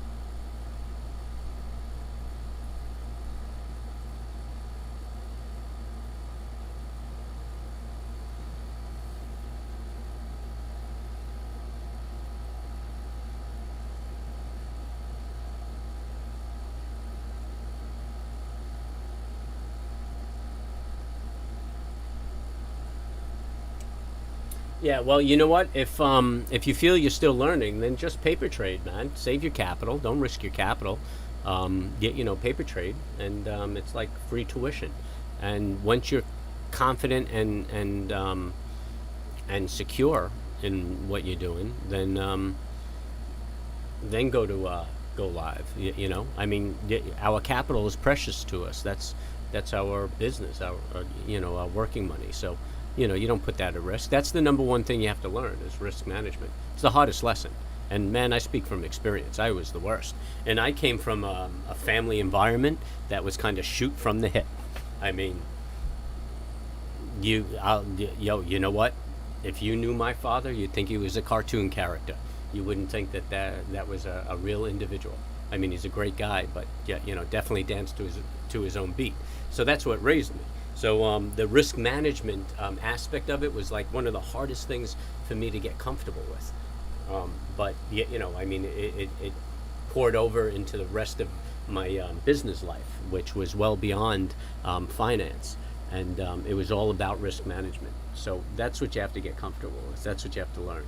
And yeah, everybody makes money in the market, but most people don't keep it because they don't implement risk management, or they sit on securities and hope that things come back. And even they're winning trades, they go way too much in heat.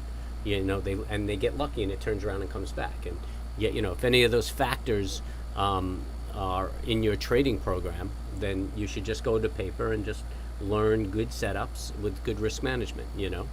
Because most people make money, give it back, make money, give it back, and you're constantly fighting at a break even. Or a lot of people make money and then blow themselves up, and blow up accounts and end up having to come up with more capital to trade again. So it's better you get all those mistakes out of the way on paper, and once you're confident in your business model, then you get into it and you start trading.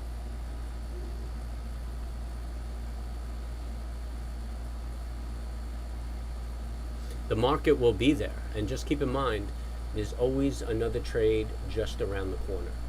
So you don't have to get into every move. You don't have to get in the market right away. It's been there long before you were here. I think it started in the 1800s, but it started on Wall Street underneath an apple tree where guys physically showed up and handed stocks to one another and traded stocks right there under the apple tree on Wall Street. And it's going to be around long after we're gone. So no rush. And don't overestimate what you could do in a year. That's a problem people have. Everybody wants to make $1 million in a year.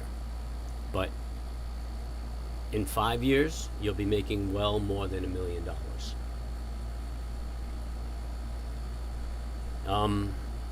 Looks like a fairly decent double top. I mean, I would wait for it to break this 53 before I got into it. But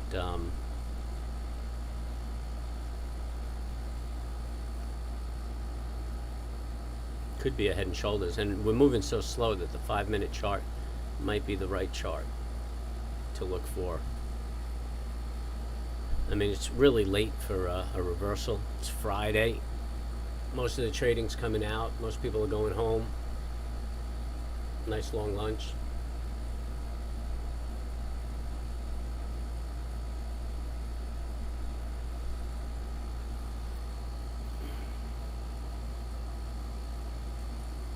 So we could watch that for the trade. Actually, let me keep that 5-minute chart up. What's AMC doing? Nothing.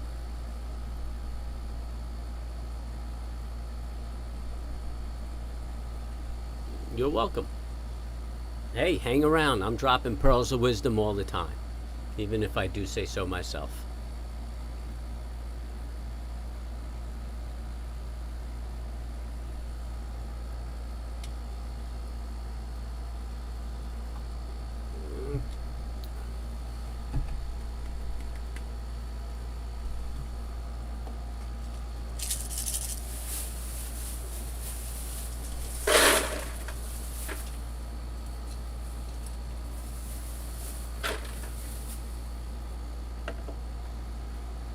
was thinking about cutting things short, doing a half day today, but it's really hot out.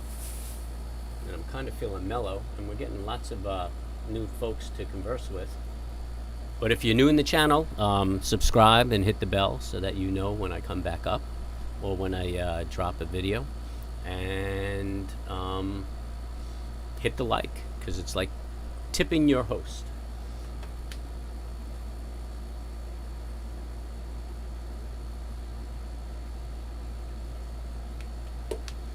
And check out my trading videos, and I do an end of the day wrap up, kind of set up the week or the next day, and then I'll do a weekly wrap up on Friday, just to see what we can look for in the coming weeks. So those are nice short videos for you guys to visit. All the live videos are just like 6 or 8 hour streams of me staring at the market or rambling on with my fellow free folk in here, which some of them haven't even reared their head. Some of our regulars.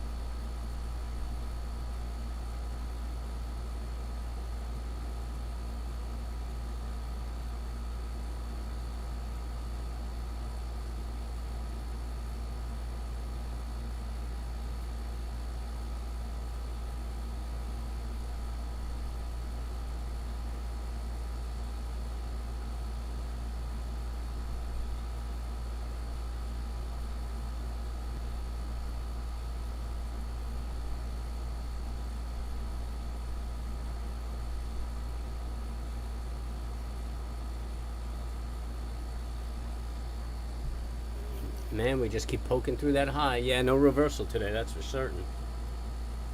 I guess I'm just going to have to walk away from that trade.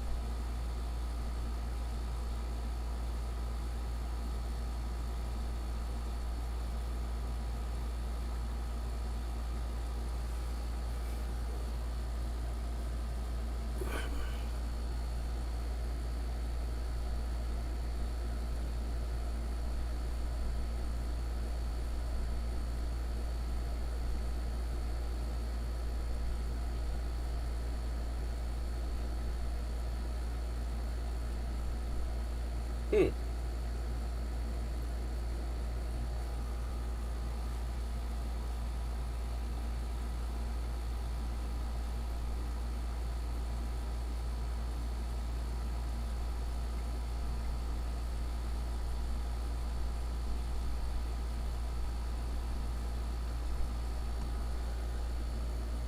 Oh.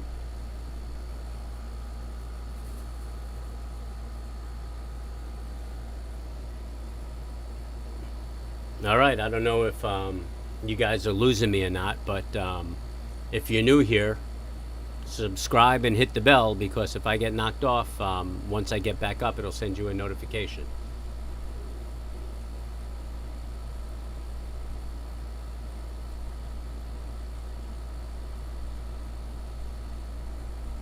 Oh, Producer 717. I haven't seen you all day. Yep, you're sharing my content. I appreciate that, man.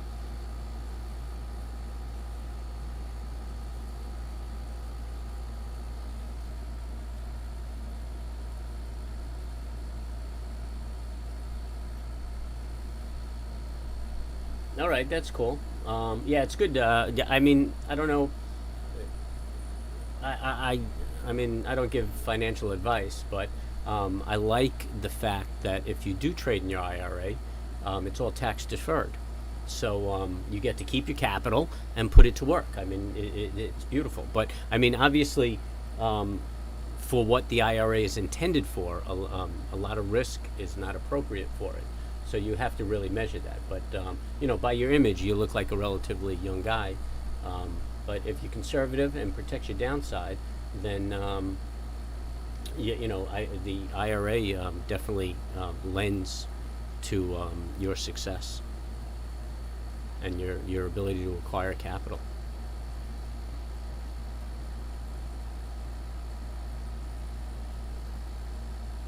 But the key is risk management, man. I mean, never take a trade without a stop loss. And yeah, you know, a lot of times stop losses will whack you out, and then the position will run. But more often than not, it saves you from a debacle. And yeah, you know, you could have 10 of those missed trades where you get whacked out and it runs, and that's a shame. But you're still alive and kicking. But one debacle and you're out of the game. You know, and that's what I see happen to lots of traders. So that's what you want to protect yourself from. And you know what? I mean, I've taken a breakout, same breakout, like 3 times and gotten whacked out. And you know, the cost is really just the ticket charge to get back in. And you know, it broke and then whacked me out, broke and whacked me out, broke and whacked me out. Then it broke and ran. So it covered all the whack outs, and I was positive on the idea. You know, yeah, I would have made a lot more money had I not been whacked out 2 or 3 times. But net, it was positive, and I protected my capital. And that's what everybody has to get comfortable with. You know, like the great hedge funds aren't necessarily the high flyer performers. You know, because when you look into them, their risk to capital ratios are way too high. You know. And they look like superstars for a while, but ultimately they're not the hedge funds that survive. It's the guys whose risk to capital is really, really low, and their drawdowns are really, really low, that end up surviving and ultimately making everybody a lot of money. So yeah, you know, that dynamic, hot shot, made a lot of money kind of attitude. Yeah, you know, that's good for movies and for professionals to laugh about in the background, but it's not the right attitude or frame of mind for trading. The reason why traders make so much money is because they represent so much money in the market. So yeah, you know, I mean, I make a killer living, and it's not because every idea I have is right. It's because I could put on size, and I could put on size because I was conservative with my risk, took my time, and built my capital. And believe me, the size I put on is a small portion. Am I still up here? Yeah. Okay, cool.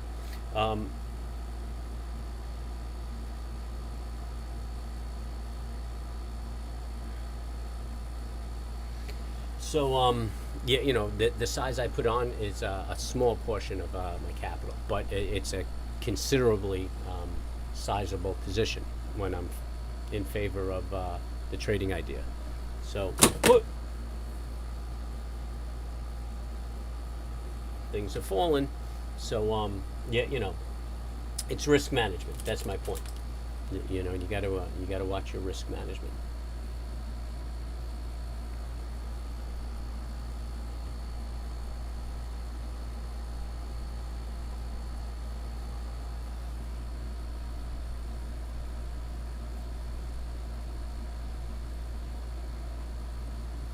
Looks like my reception is getting really bad. My streaming is getting bad. I keep getting knocked off and knocked on. It looks like I'm screaming poor right now.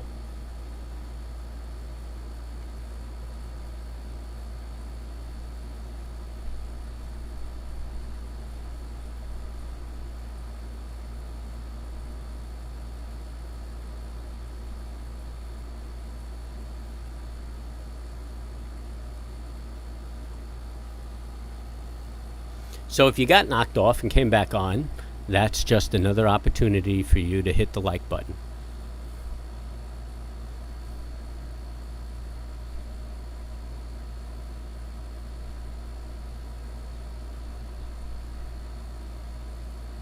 And again, this is off-grid trading.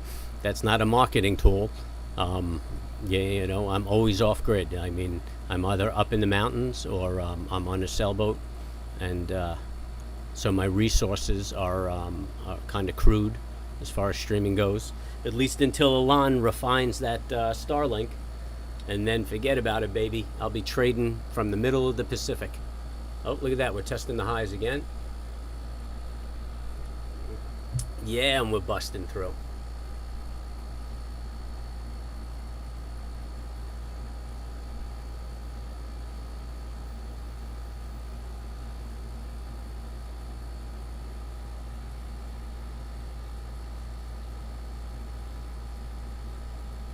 I'm actually laying back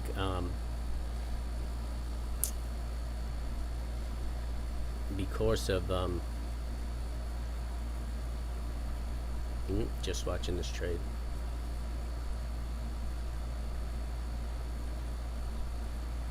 I'm moving my stop to a break even on everything.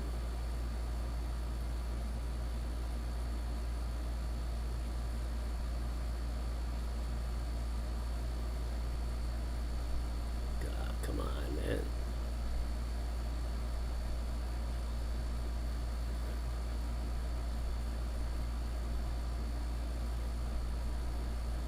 I'm taking 2/3 off right here, and I'm just leaving a third to run.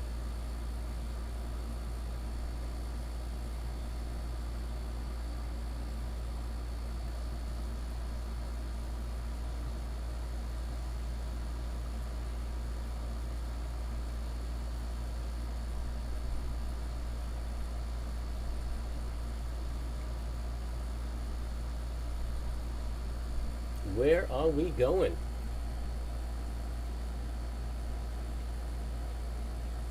Oh, no way, man. We're heading for the high. That's, oh, what a trip. What a trip. This market is phenomenal. Oh, don't take me out. I'm leaving my last third at a break even and seeing if we could break that high.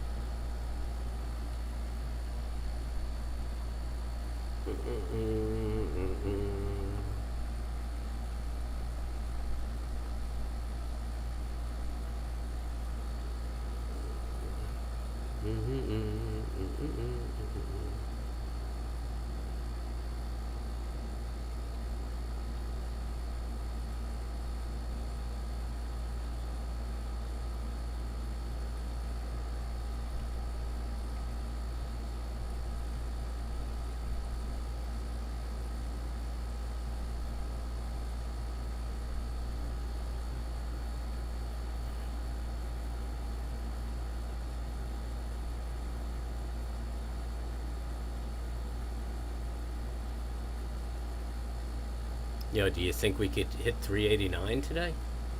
Nah, that's absurd.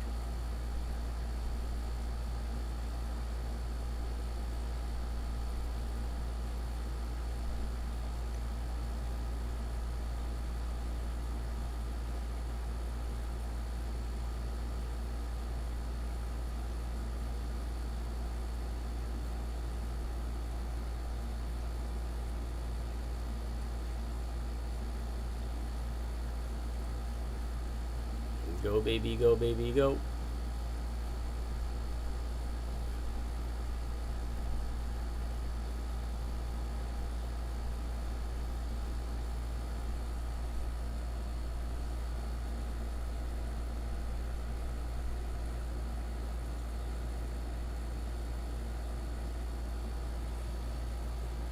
Go, baby, go. Super job, Wyatt. See, Khalid, there's a guy who trades SPY contracts.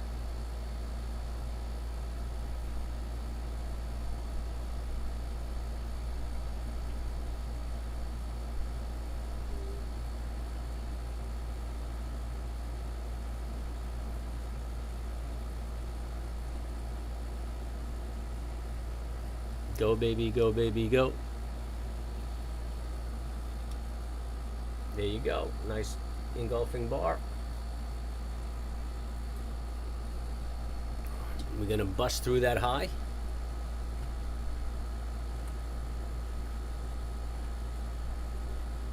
Ah, come on.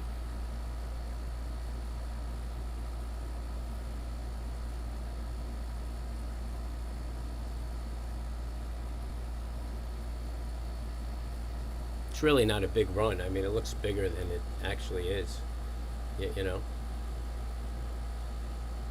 I mean, it's $2 right now.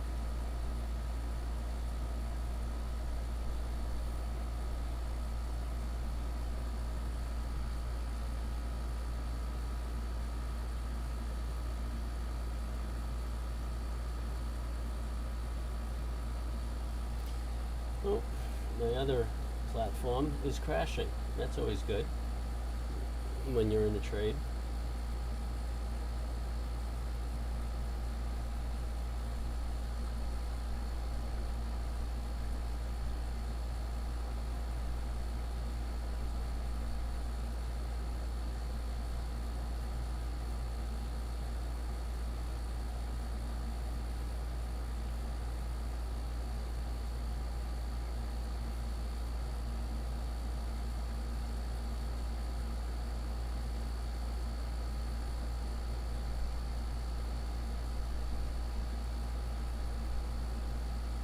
There you go, reconnect, baby. Fire it up.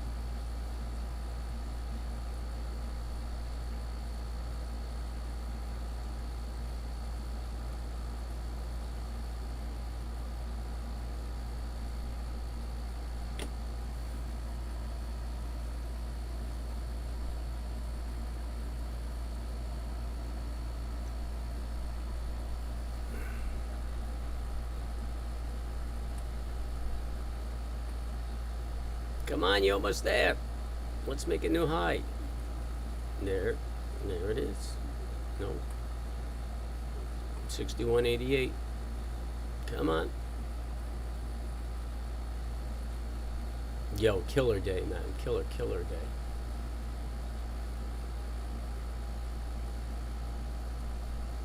Yeah, we're there now. I mean, we got about 60 cents to go.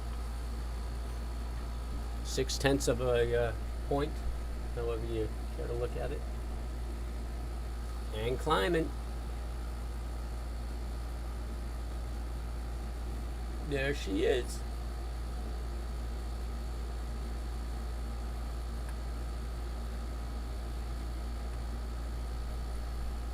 Oh, yep, that's it. Oh, rejected. Come on, break through.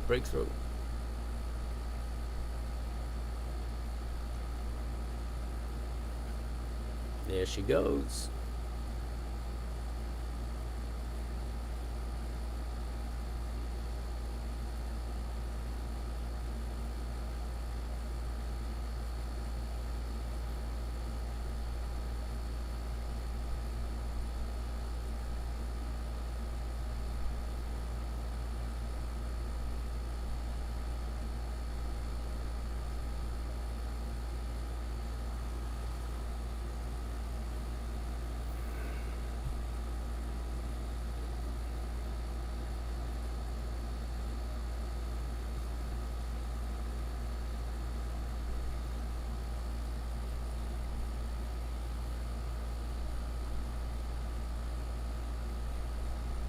Oh, and she is just climbing. Keep going, keep going.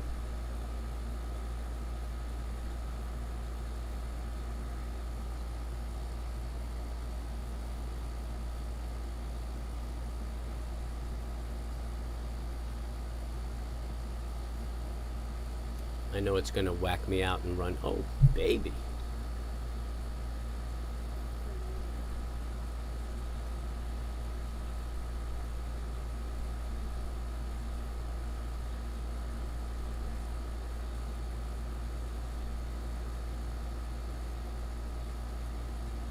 Oh, and I'm out.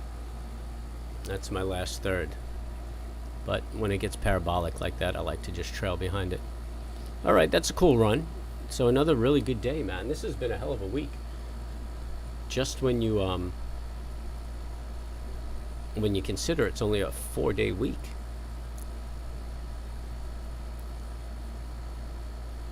Stock gods have been good to us.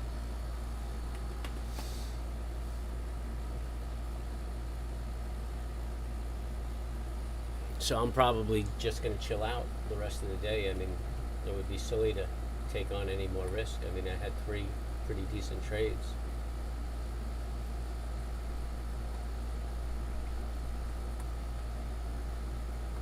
And we have technically made a new high.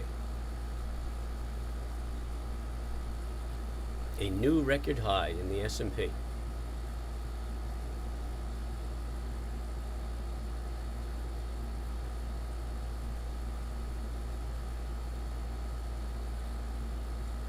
No, that's a risky looking chart.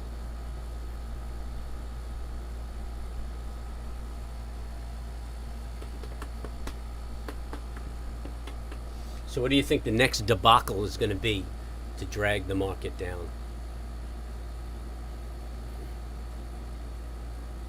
A mutation of COVID that shuts the economy down? Nah, I'm not going to. I'd rather not even think about that. People's lives at stake. How about a Bitcoin debacle?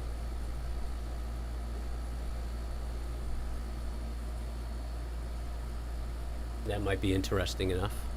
Oh, there we go again, man. Testing the high again. Oh, this baby is just not done. The Dow is ripping. Composites up. Russell's up.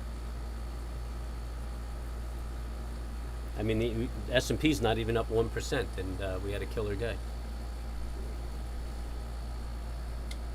Could have used a dip this morning, though.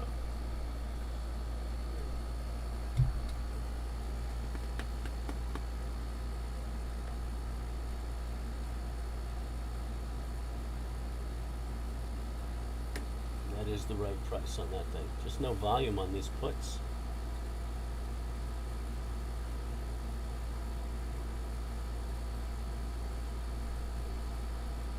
I'll just leave that out there. Maybe I'll get hit.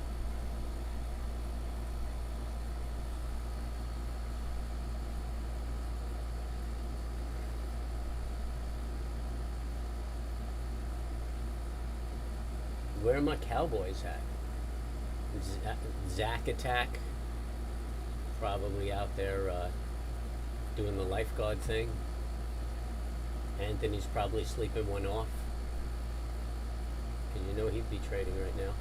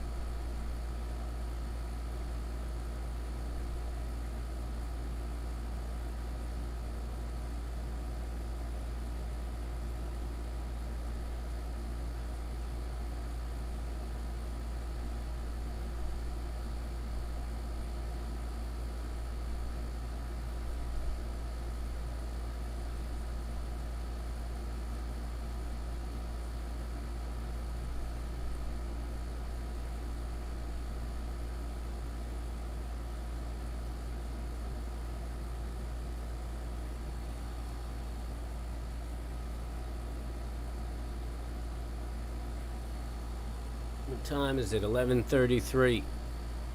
It's lunchtime. Everybody's going to back off, go to lunch. The market will back off. Hope I got some crabs in them damn crab pots. I'm having such lousy luck with the crabs.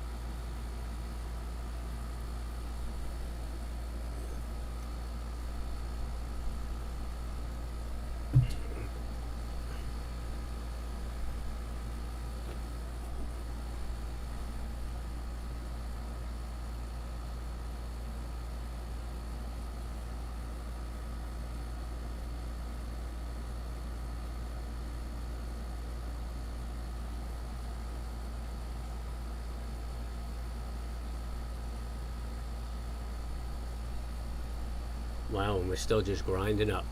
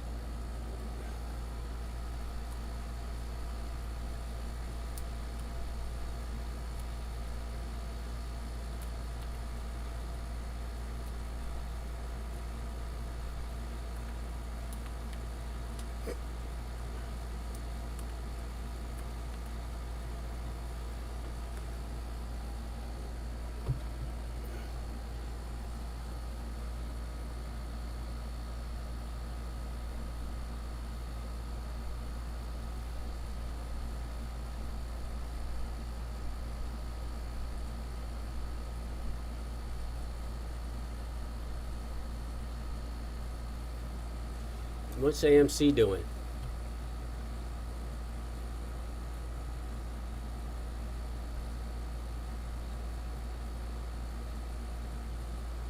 Nah, it's not doing anything. It's got to break that engulfing bar. If it breaks that, could have a move up.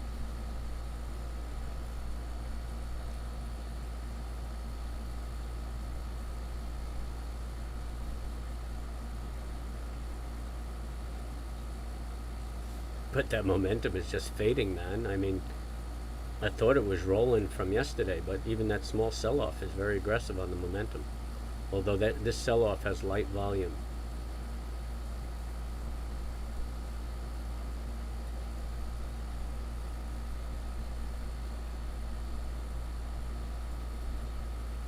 So there's no shorts involved here. This is just light volume, and it's just coming down on its own weight.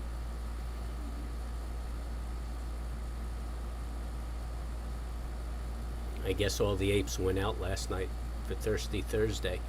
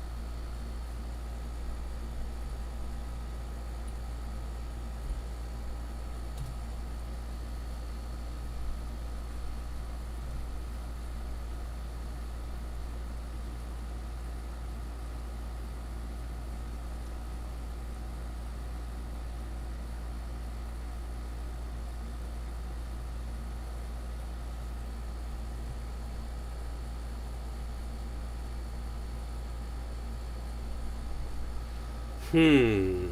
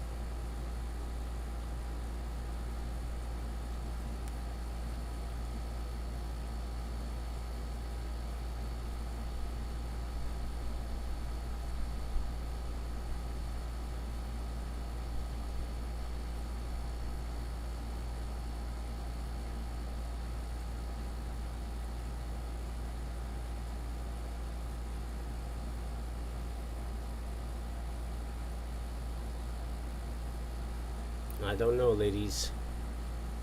I think the shorts got it figured out.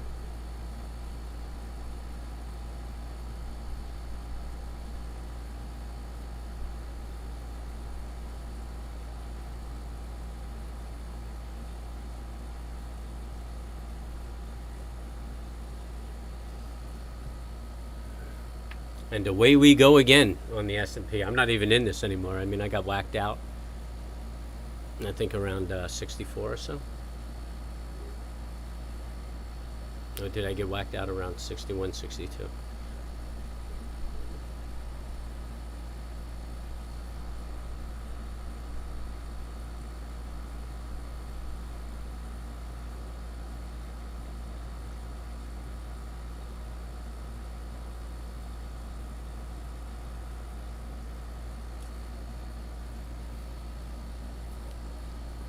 Yeah, we're just grinding up, grinding up, grinding up. Who knows what this afternoon holds? I mean, we could look for a consolidation through lunch and maybe get a breakout for the afternoon. Tell you the truth, I mean, I had 3 decent trades. I don't know if I'm going to put on anything else for the day.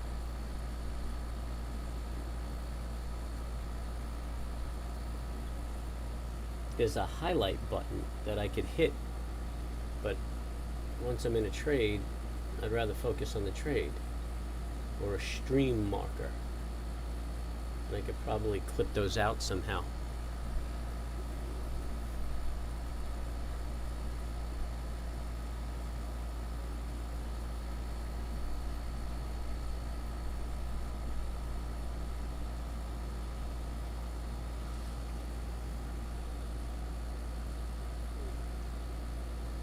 I mean, this can go on all day, but you can see this divergence on the 5-minute.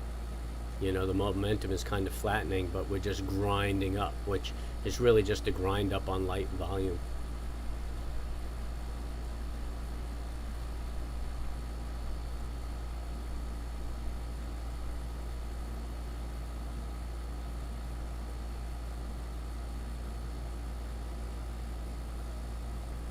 Crazy, crazy market, man. Crazy, crazy market.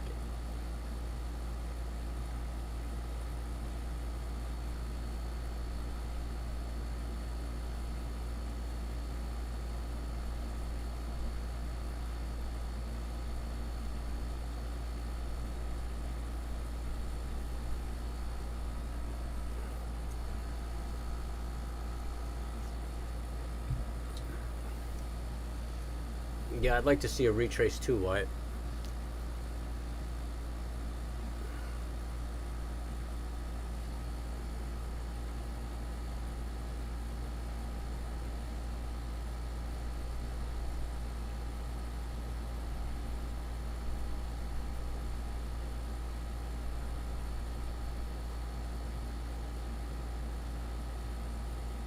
Hey, just 4 points. That would make me comfortable.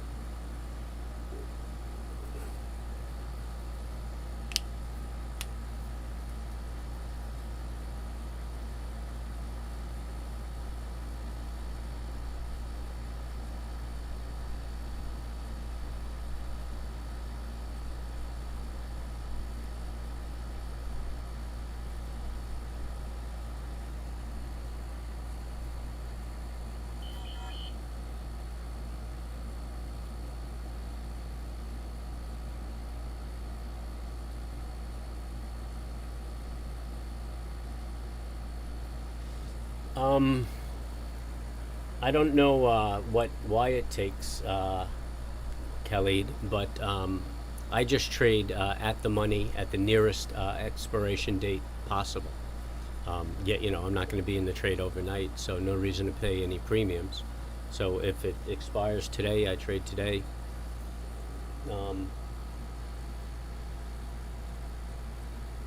And just go at the money. I look for a 50 delta, if you're familiar with what that is. And then the next criteria will be volume. There's got to be volume in order for me to get off my order.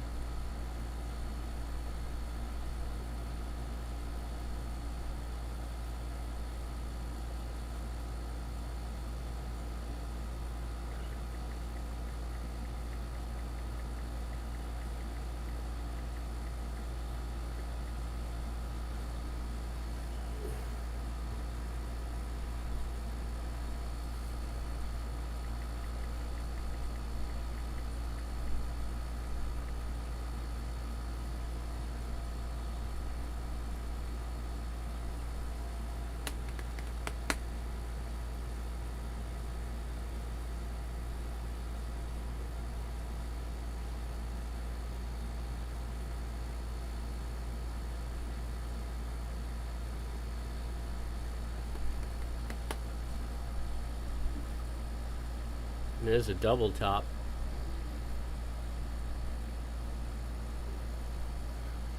And it's triggering. Momentum rolled on the 1 minute. It's rolling on the 2 minute. I mean,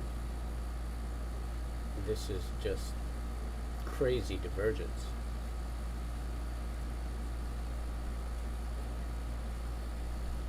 I mean, look at that.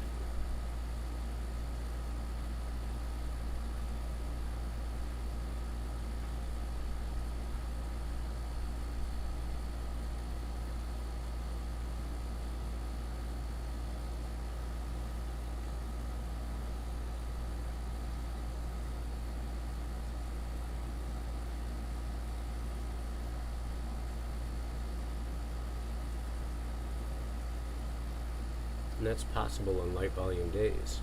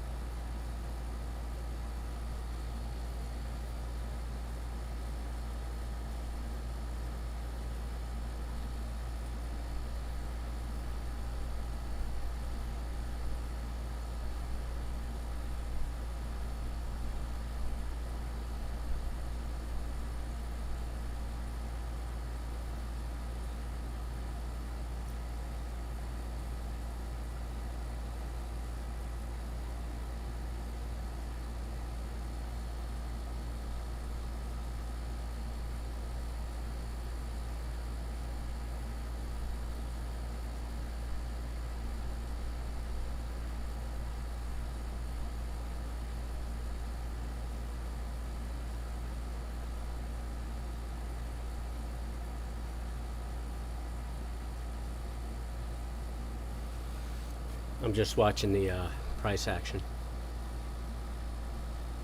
I like that double top on the 32nd, but I don't know if that's going to carry through. 2 minute could still give us a nice top.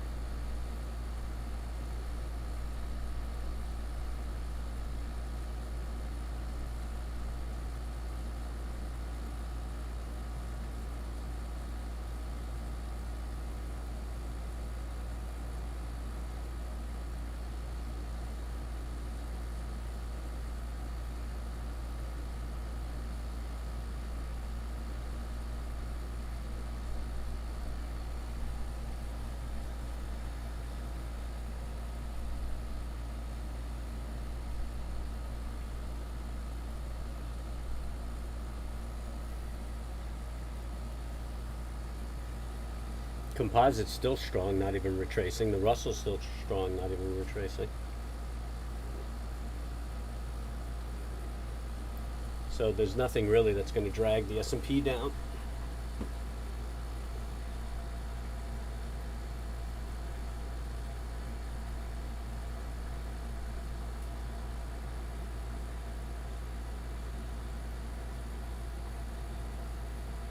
The Dow seems to be trading along with the S&P.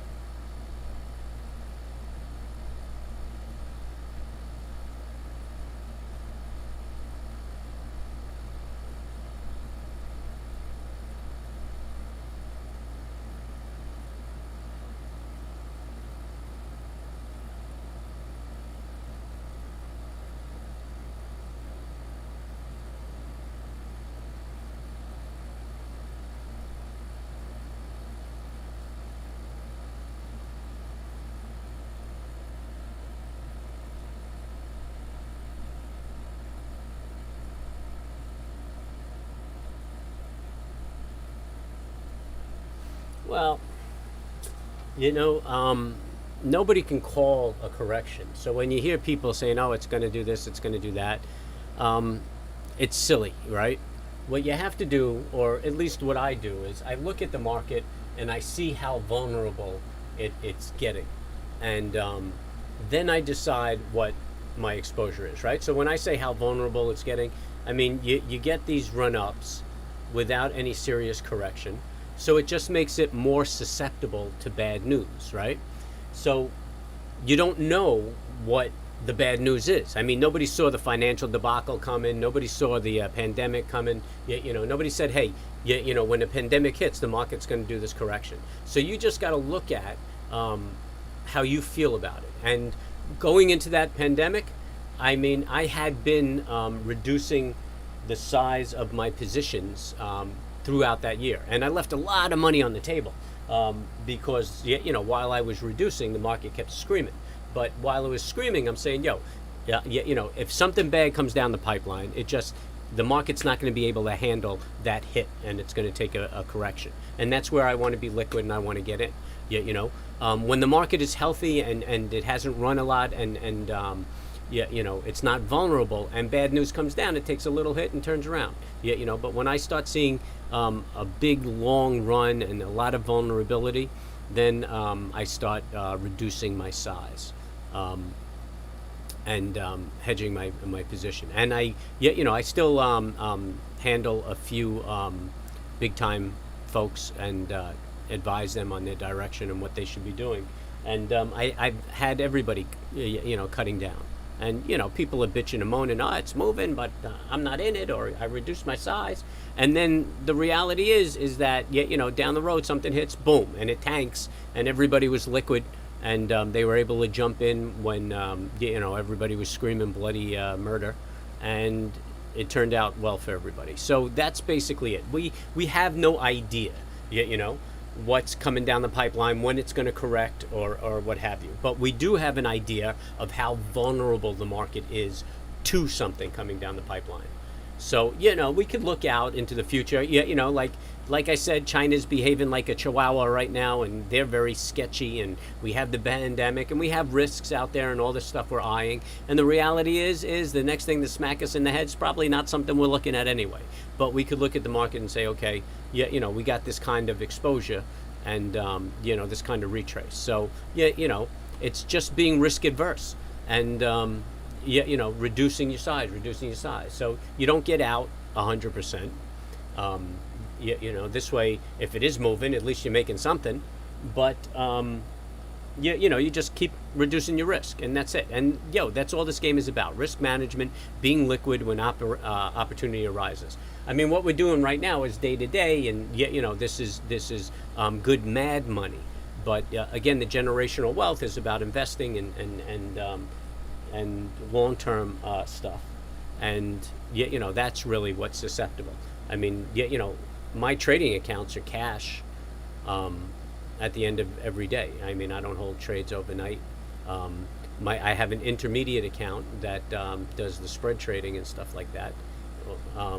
And that's not even intermediate. I mean, that's really short term. I mean, the longest position is like 10 days.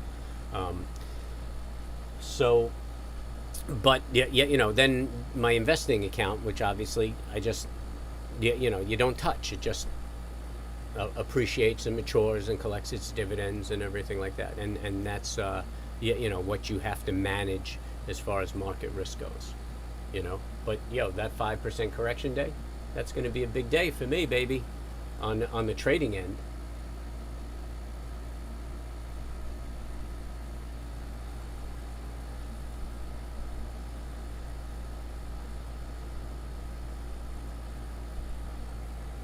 Yeah, I mean, trading options long term, waiting for a correction. That's you're trying to time the market, and that's proven time and time again that doesn't work.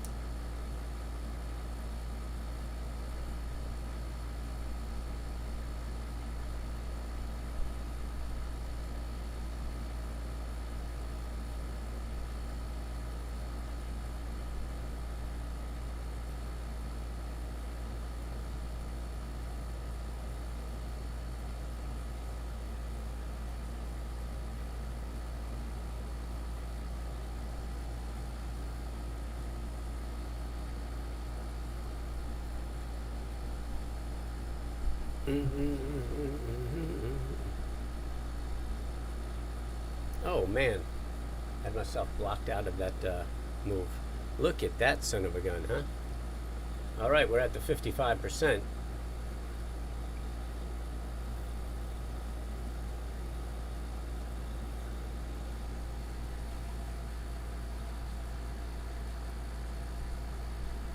Man, all that, and they still won't give me that thing? Well, I guess I got to come all the way down there.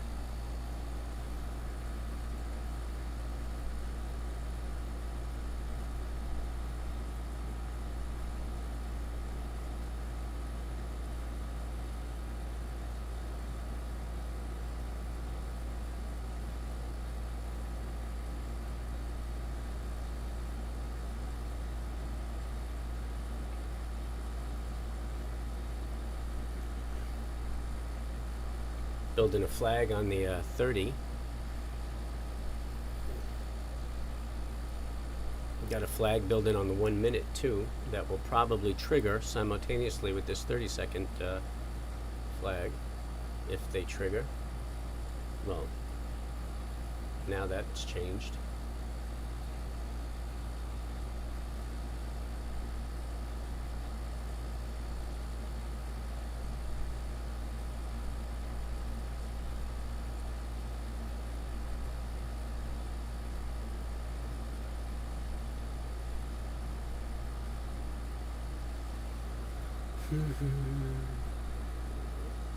That's a solid retrace on this run up, which, yeah, was parabolic, so it was very vulnerable. The rest of the day is, I mean, there was a good consolidation, so it's going to be hard to figure a good run.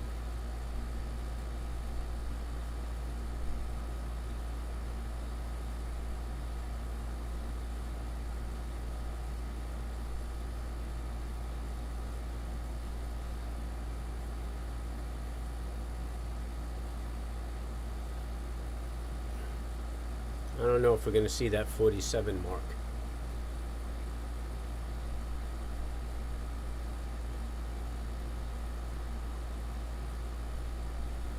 Got earnings next week. I don't know if everybody's that eager to start taking profits right here.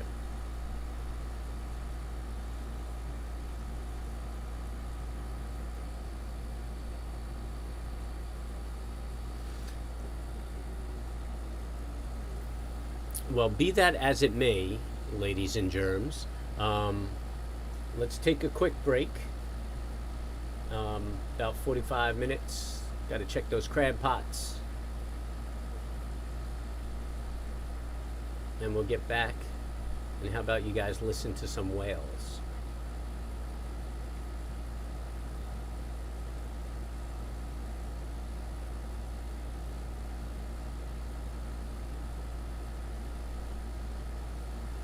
All right, I'll catch you guys at 12:45.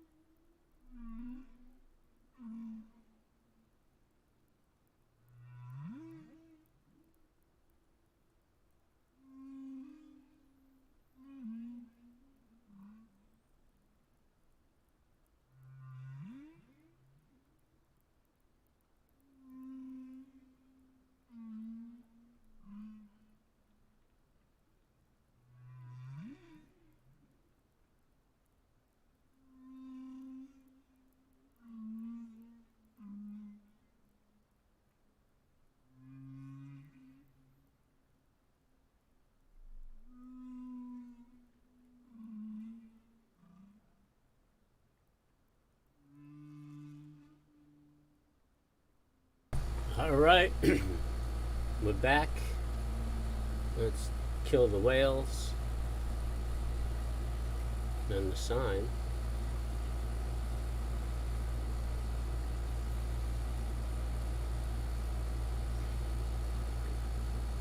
Wow, the market made another little push up. I wasn't watching it, but here's a nice little flag right here.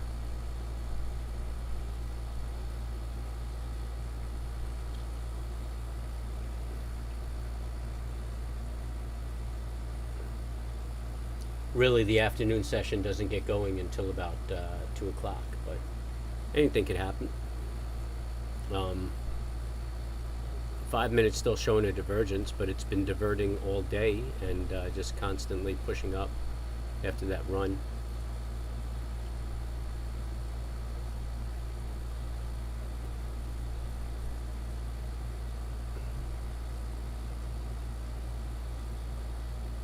Really nice move. So we'll just hang out, see if the market offers us anything that we want to take.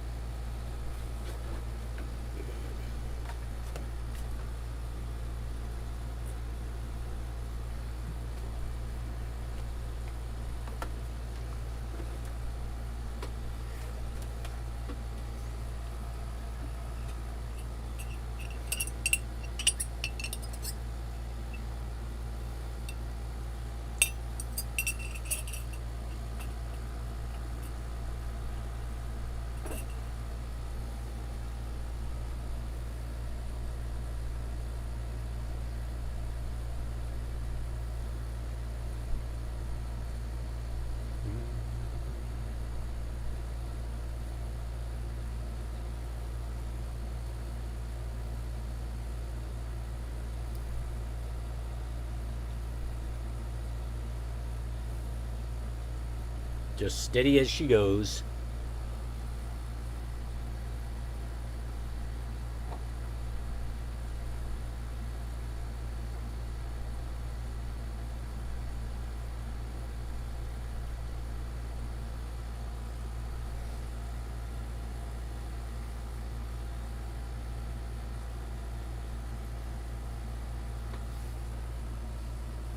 So I guess that storm is heading up north to you guys.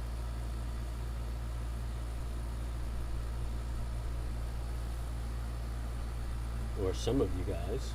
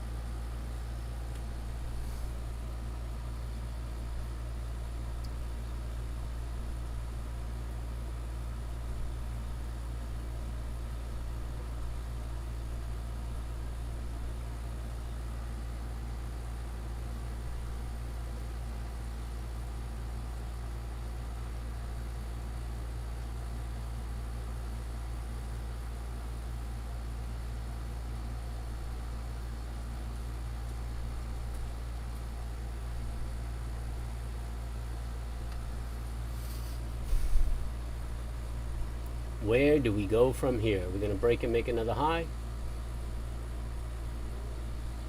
Or we're going to take them profits? Go party for the weekend?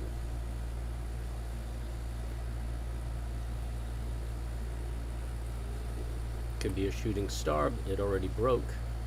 59.98. Oh wow, bounced right off of it. That's pretty cool. Yeah, that's a good indication right there.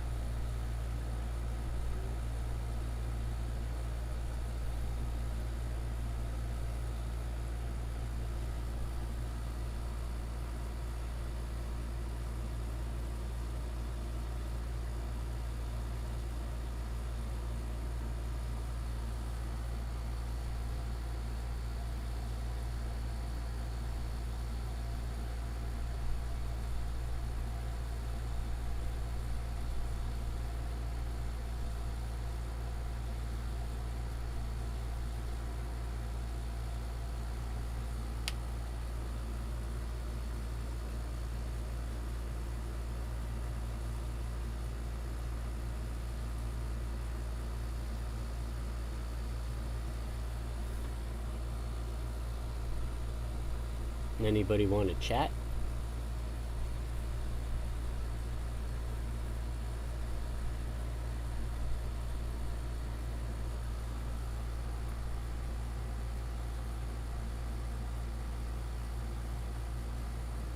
Maybe some good conspiracy theories out there. What do you got, folks? We already had a Bill Gates DNA conspiracy.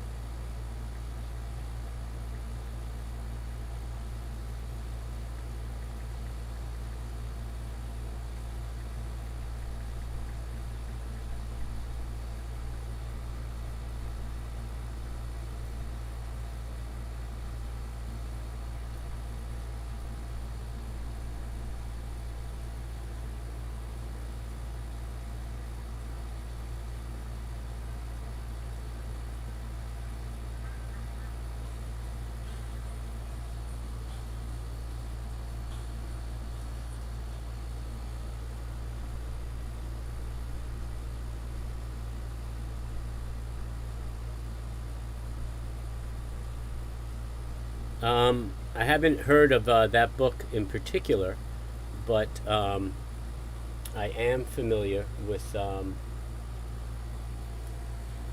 general concept, or the concept in general.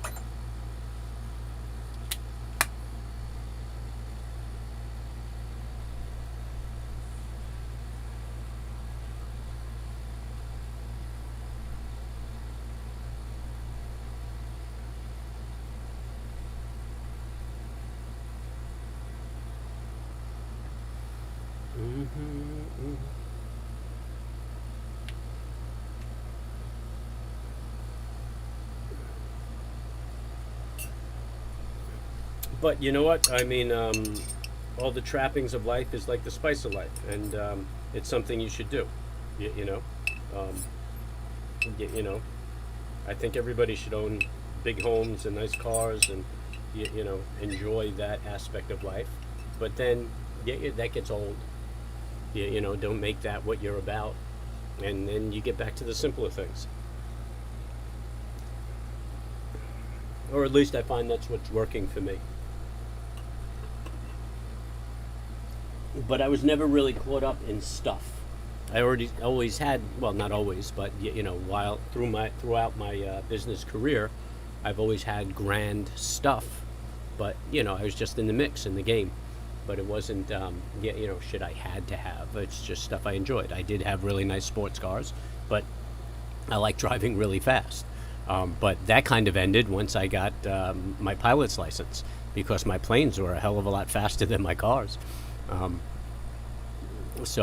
yeah, you know, then I got a decent, you know, more utilitarian kind of car.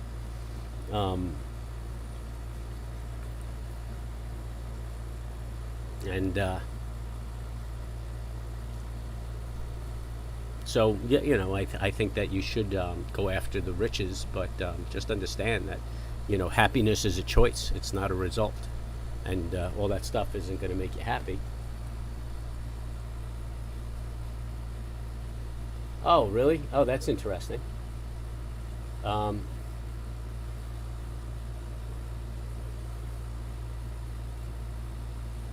about how the rich will recreate society after COVID-19. Oh, that's interesting. Actually, I'm going to look that up. I thought it was kind of a, you know, own nothing, be happy kind of concept. But that's cool. I'm going to look into that. That's got to be an interesting write up. But yeah, you know, I mean, I don't see how it's any different than it is now. I mean, yeah, you know, I mean, 90% of the world's wealth is in 10% of the world population. So basically, everybody is owning nothing and expected to be happy. And in the title, is it a question mark? You will own nothing and be happy, or is it an exclamation point, like somebody's telling you, that's it, you own nothing and be happy?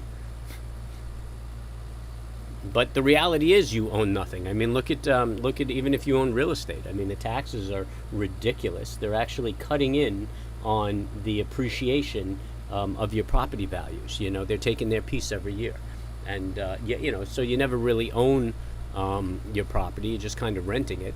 And initially, they were charging property tax. The country was set up where the government would be run by landowners or supported by landowners, and it was just property tax that was supposed to support government, which I'd say, okay, yeah, you know, but now, I mean, yeah, you know, they're sucking taxes out of you all around, so the whole concept is gone. So at least, yeah, you know, keep property taxes reasonable and let people live. But yeah, you know, in essence, you own nothing. You know.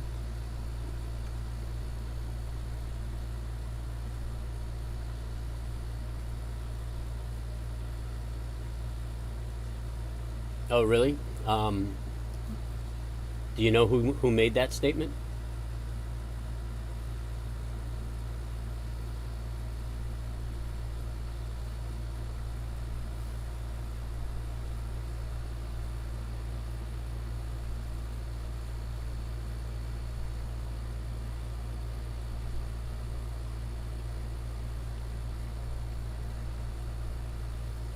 Is this damn market going to sell off or what?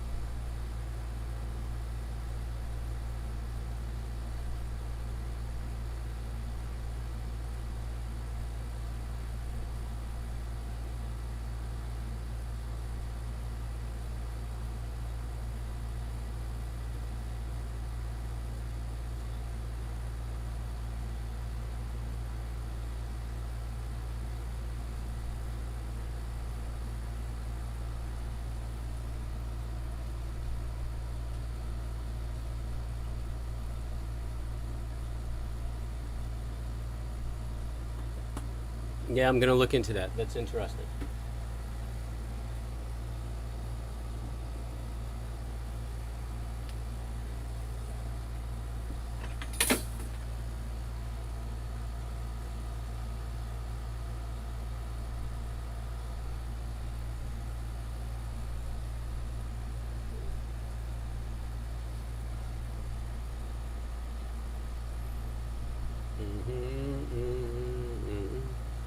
So on this 5 minute, it's kind of wide. About an hour. I don't think I'd really call that a double top. I mean, it's a pretty wide channel. But, I mean, all day, the momentum has been fading.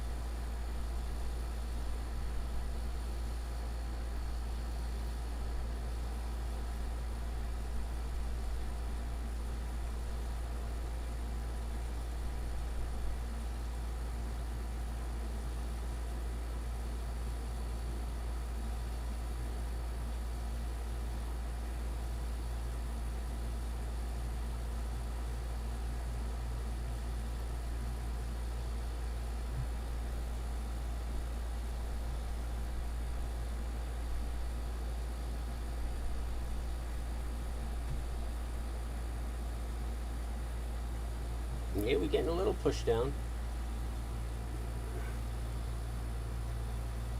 Still kind of early.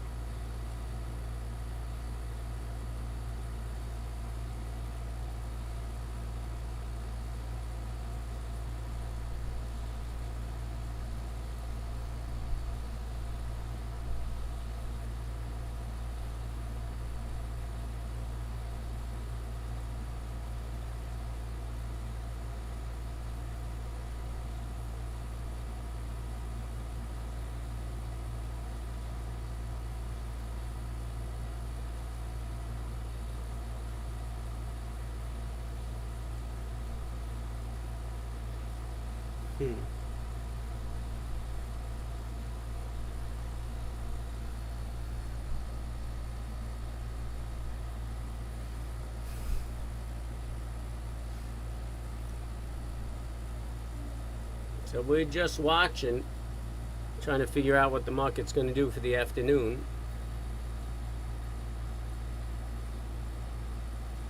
Might have just fallen asleep.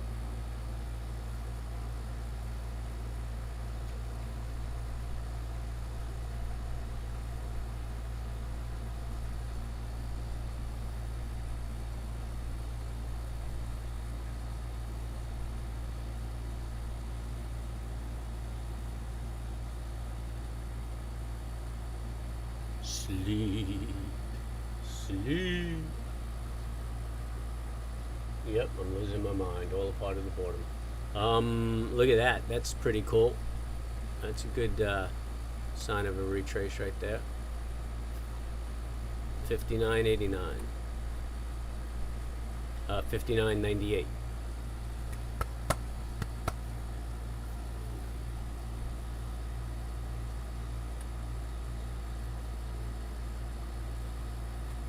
I mean, if you just played this, you got about $600 per contract risk.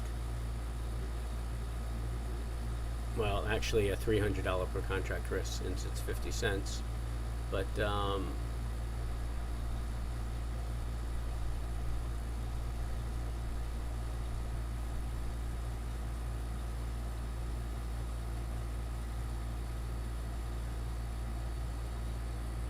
going to want to see a 49 move, which really is not that unreasonable. Meaning 43.49, which is right around the 38% retrace.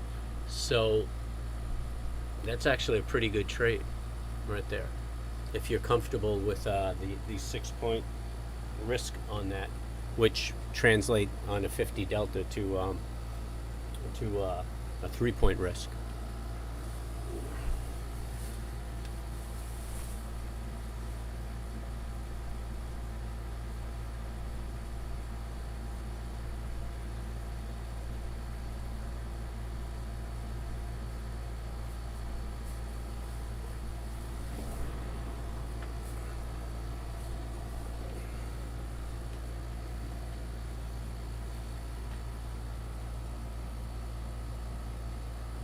If she can get the steam.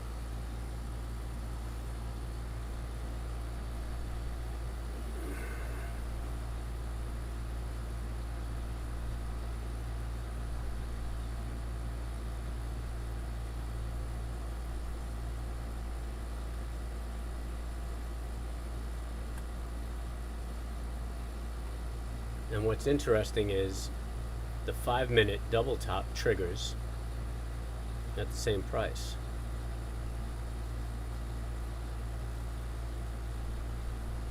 So really, you can put your stop here because that would fail if it makes a higher high.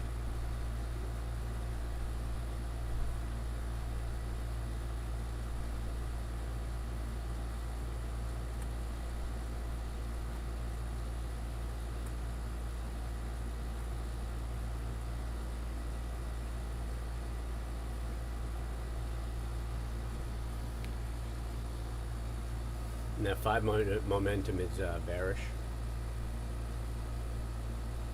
Looks like the 30's rolling over too.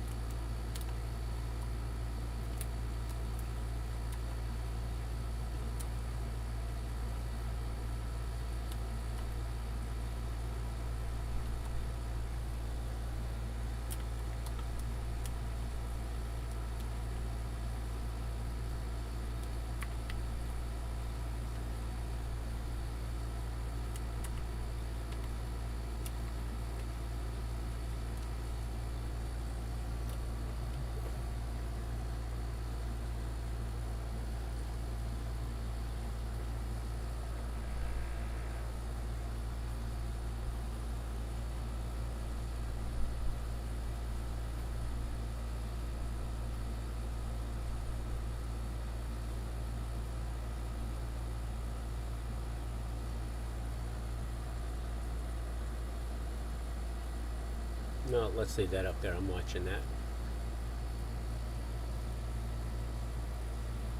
No, it doesn't want to make the break now. And we got 12 minutes left in that bar. What do we got going on the 30?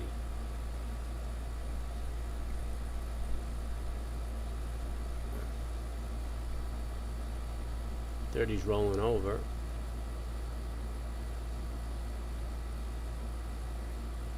No big momentum.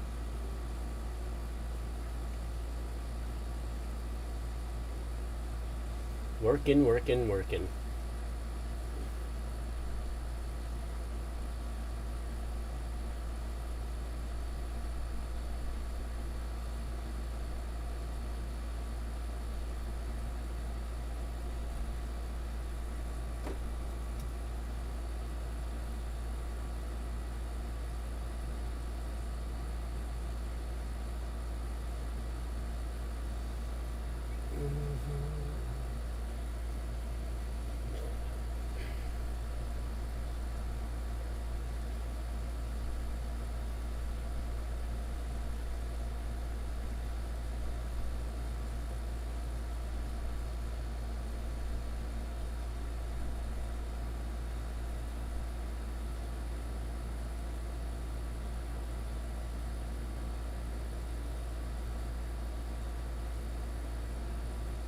Just not going to do it, huh?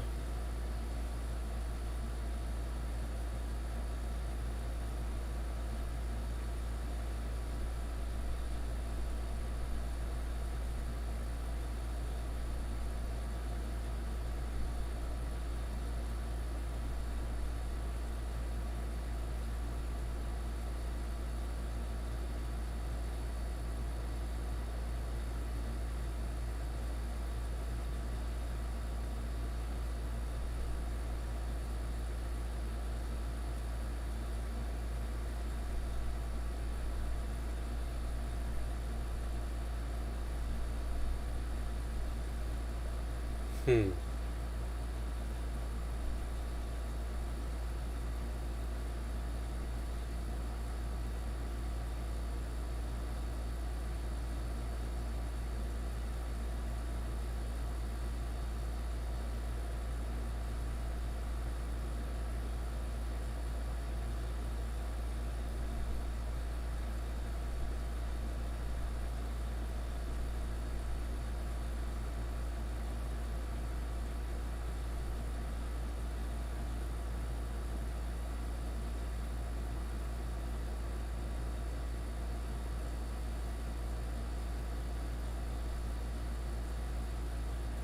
Oh man.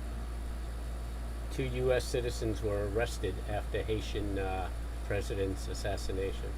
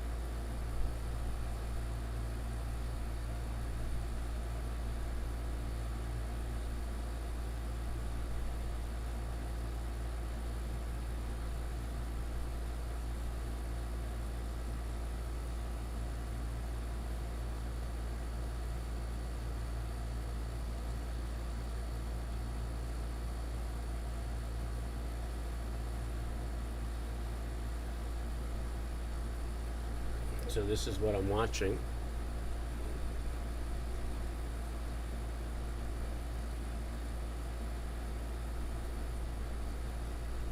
And I know I'm quiet, but trading is watching, not promoting. Let's get rid of that.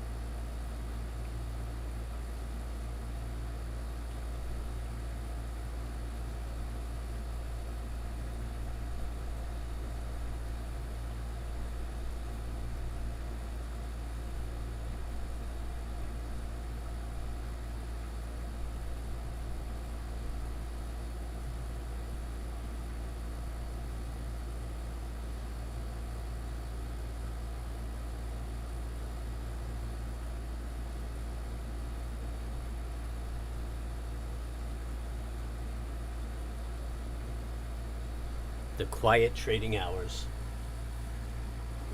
About a half hour to the afternoon session.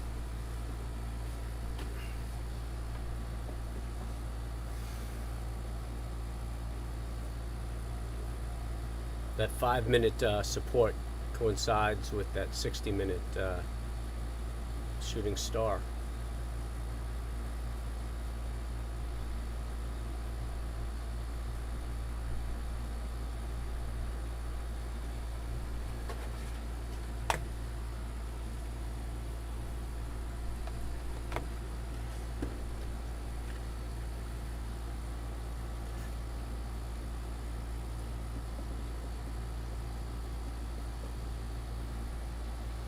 Could be a micro trend also, and we get that break to the upside. The 5-minute momentum is rolling around.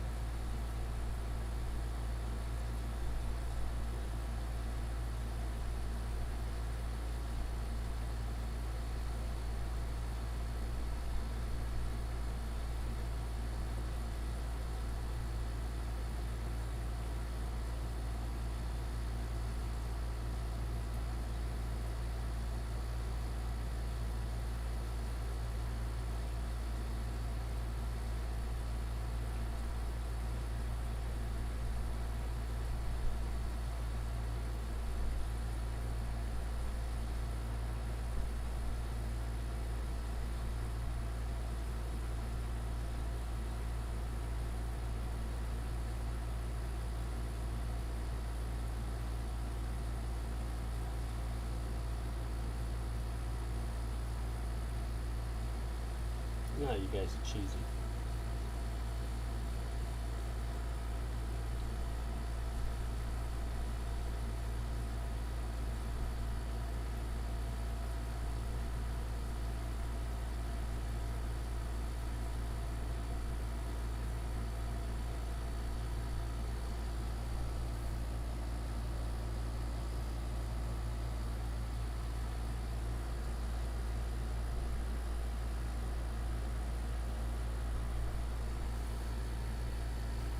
Did somebody turn the market off?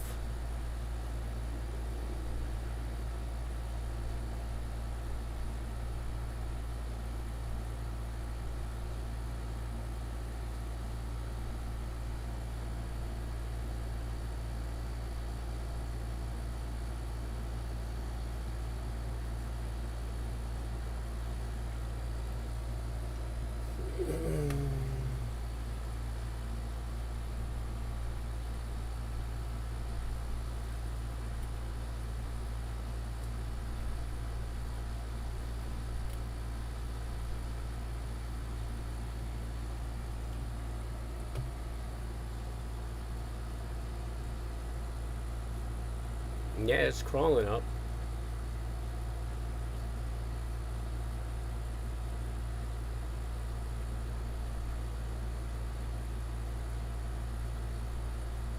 But I'm ADD. Unless there's action, it's hard for me to keep focused. I even have to put YouTube videos on like 2 times the speed. Otherwise, I daydream.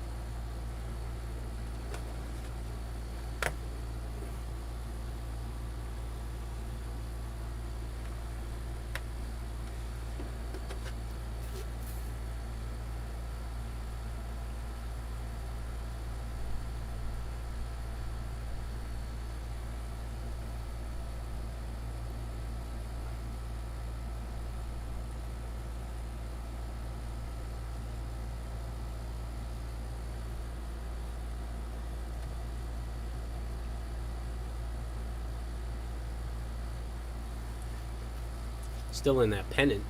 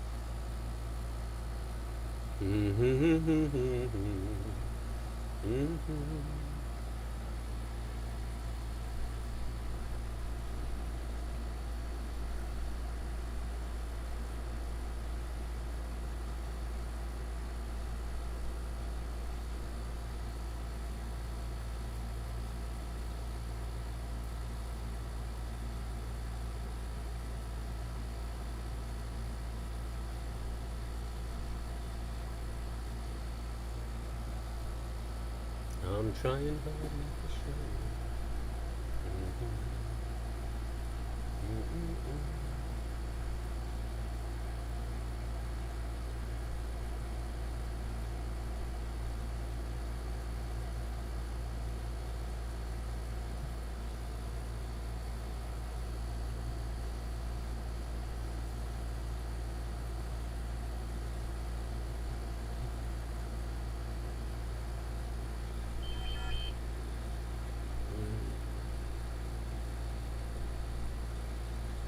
And I can't go on.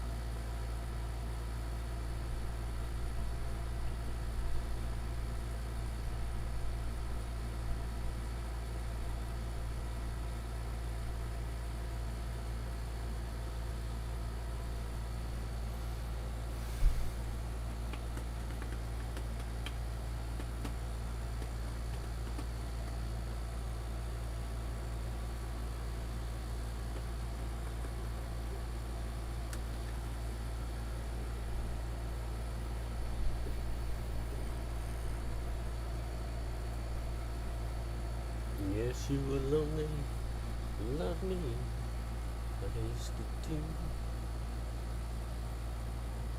do.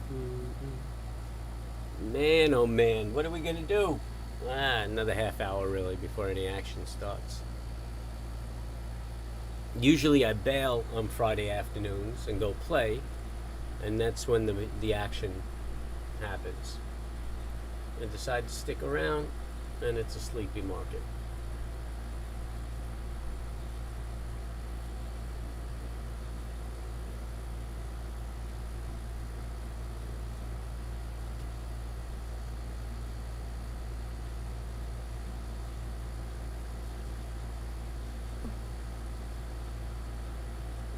You know, baby's just in a consolidation.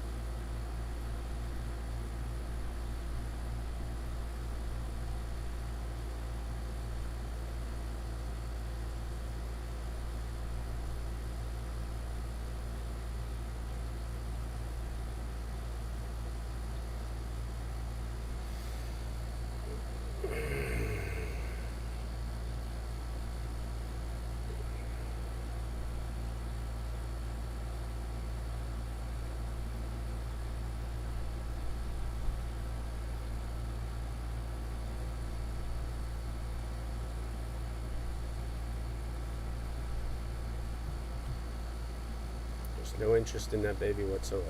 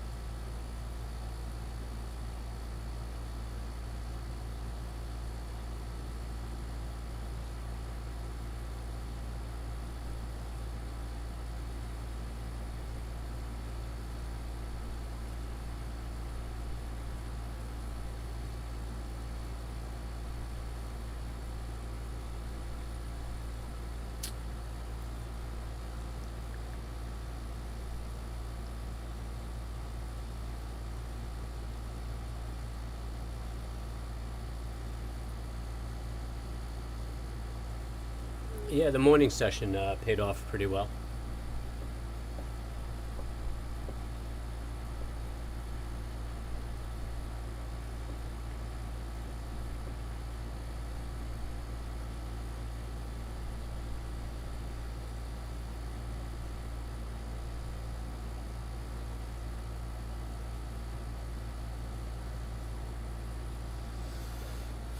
I'm just a crybaby.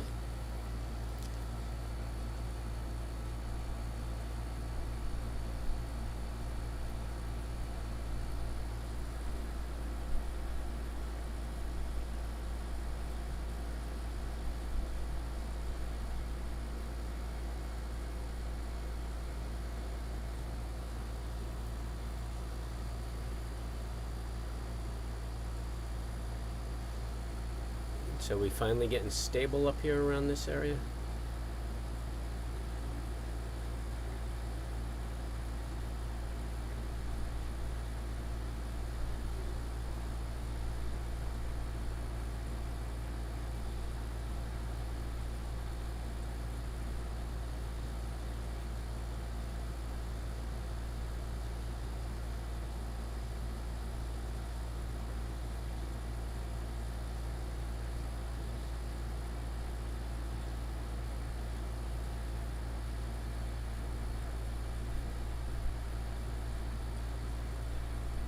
No, that's good and strong.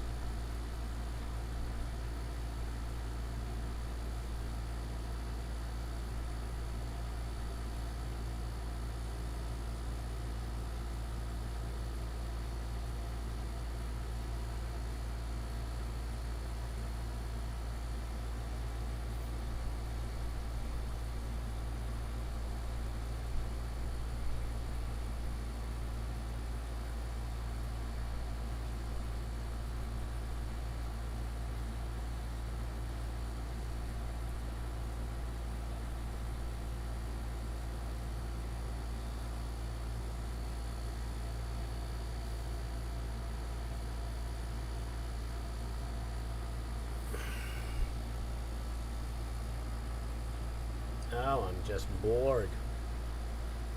Testing that pennant again. This could be a breakout.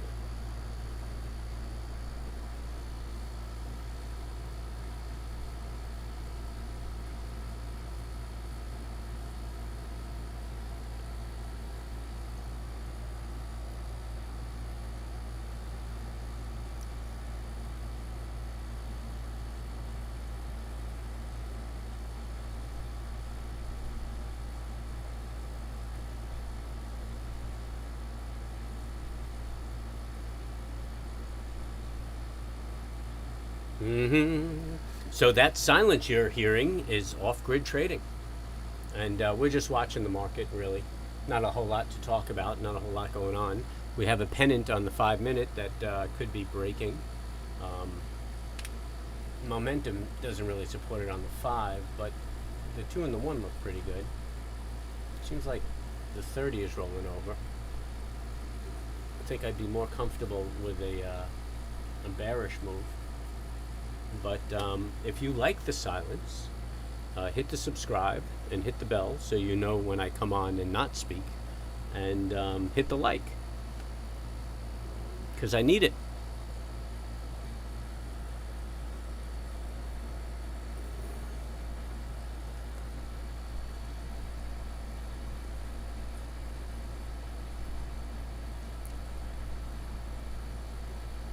breaking out of that pennant.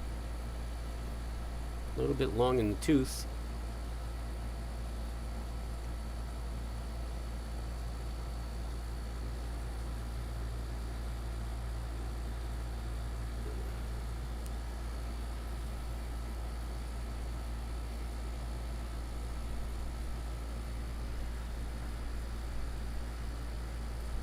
Got the financials pushing up, and that's what's really pushing the S&P up. But we don't have the support of the composite, and it looks like a reverse micro trend on the composite.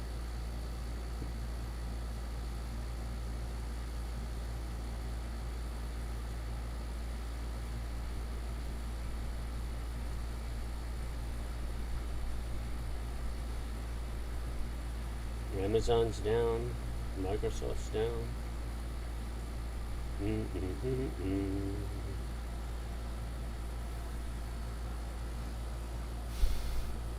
And where do we go from here? Oh, okay. Looks like we know where we're going.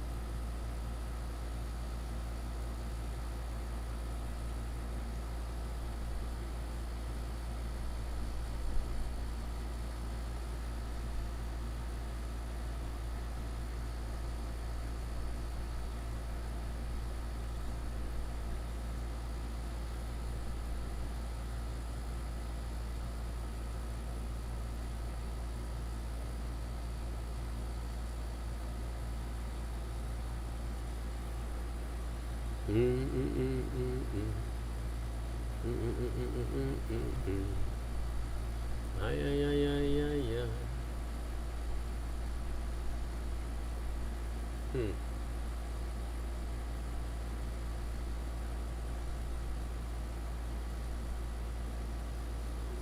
Damn, got rejected off that trend line a third time.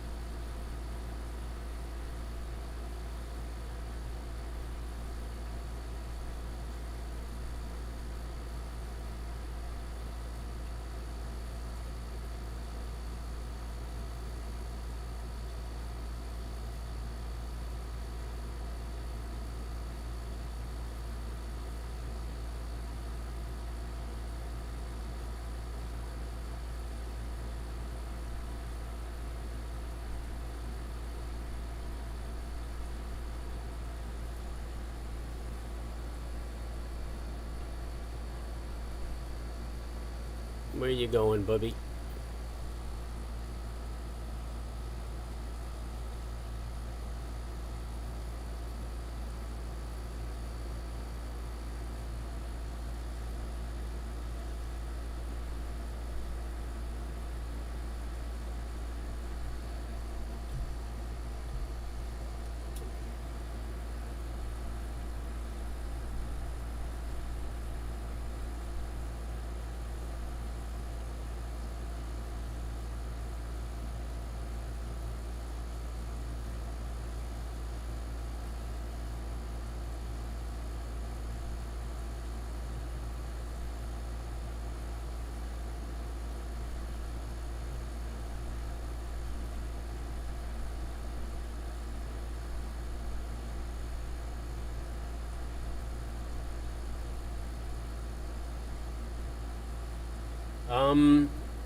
All you have to do is call your brokerage firm and tell them to send you the certificates.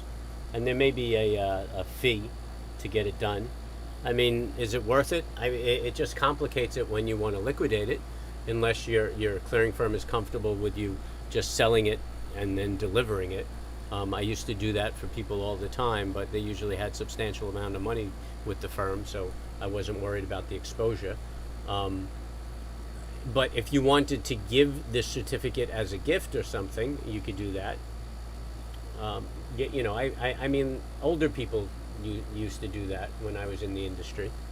They used to get their certificates, put it in the drawer, and when they drop dead, their relatives will find, thousands of shares of different companies. But I don't know. I mean, I don't know what would make it worth it, aside from wanting to give it to somebody or just forget about it. And then, you have that exposure. I mean, there's a registration number, and it'll be registered to you. But, if the certificate burns or gets destroyed, then you have to go through the rigmarole to demonstrate that you own it. So, I mean, it's just as easy to leave it in a brokerage firm. You could even deliver it, like if you wanted to give it to a kid or something. You could set up an UGMA account and deliver it to him, via wire. But yeah, I mean, if you wanted to just sit on the security, you could just call your broker dealer and tell them you want the stock certificate.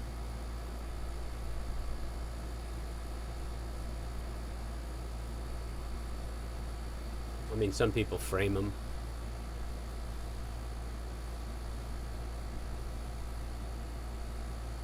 And then when you get the certificate, you could transfer them the hard certificate, because it's kind of like a car title, where you have a transfer section, and you get it notarized, so you could transfer it to people if you were so inclined.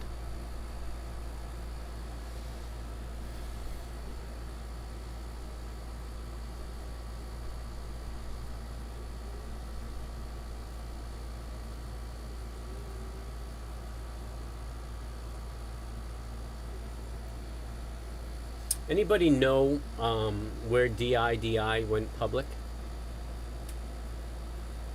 Or what the subscription price is? Because at one point, if it doesn't hold its price, it will get canceled.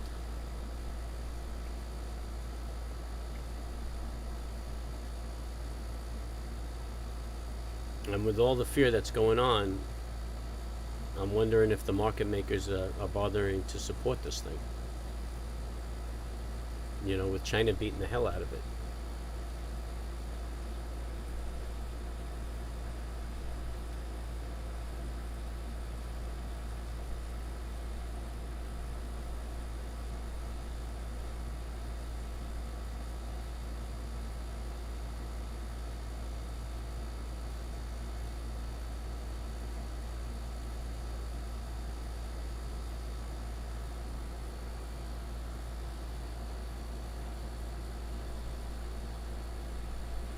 I think Mr. Ditter was playing with that. He might know. Are you out there, Mr. Ditter? Do you know what the subscription price is on Diddy? I could probably find it. I'm just being lazy.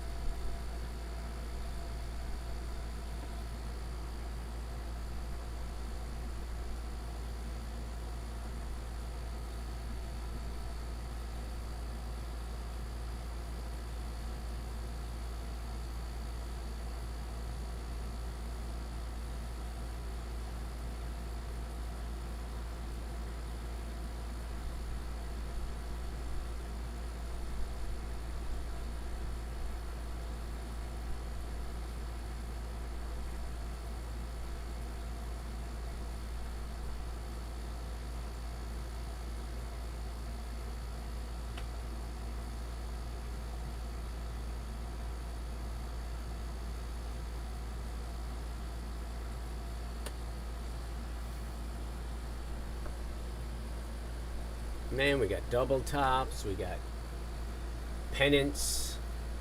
I guess we could just go through every chart and find a pattern. Things are just crawling.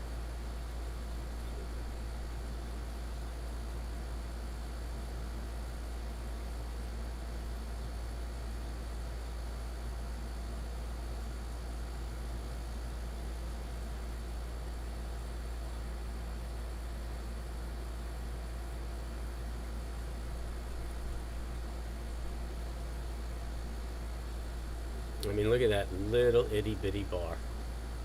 That's a 60-minute bar for the past half hour. It's done nothing. Nothing.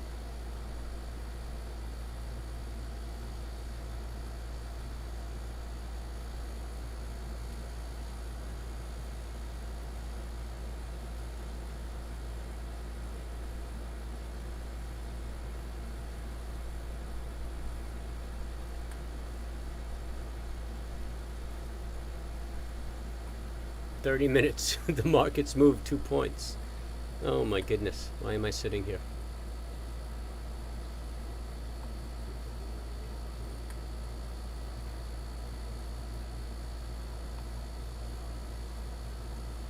See, here's the money, man. You know, anything after 11:30, 12 o'clock, just frustrating.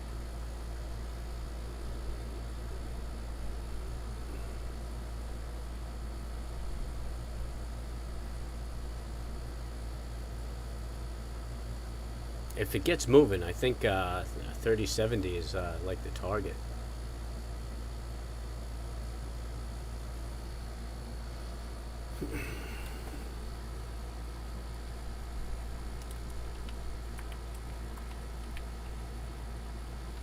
Yep, maybe 3071.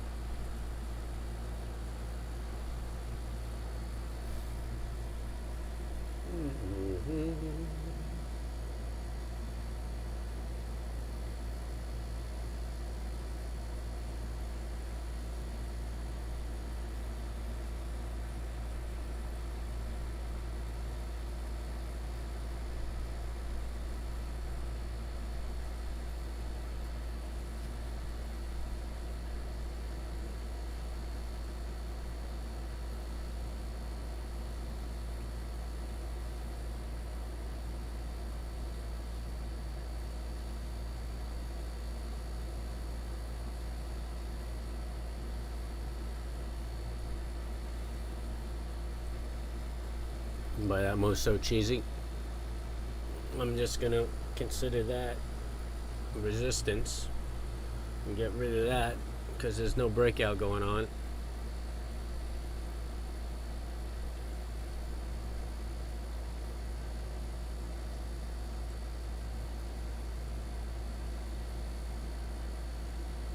If we break this, I think we're making it to 43.80.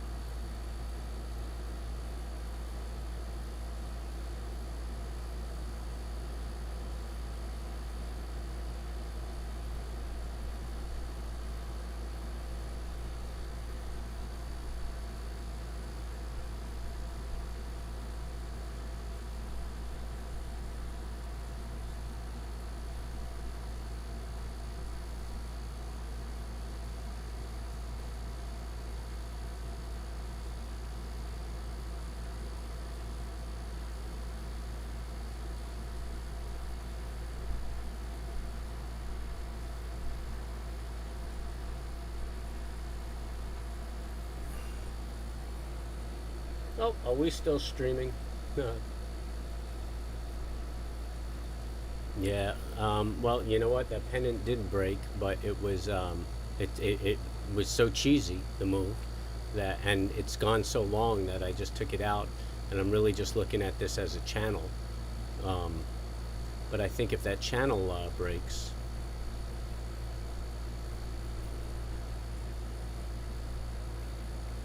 we we might get another 14 points out of this.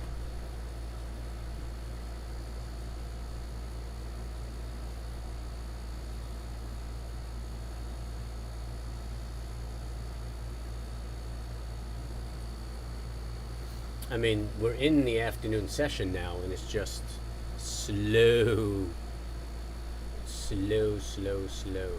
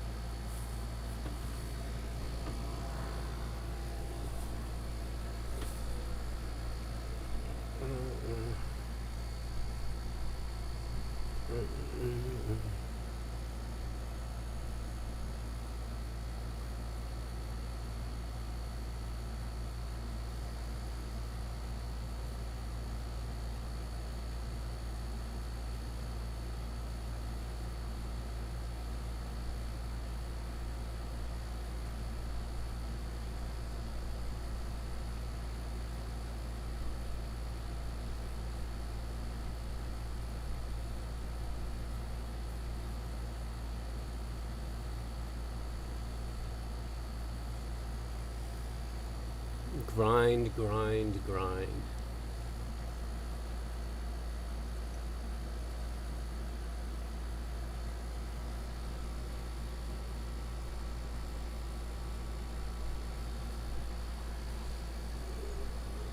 No, I can't do it. Another 2 hours. This.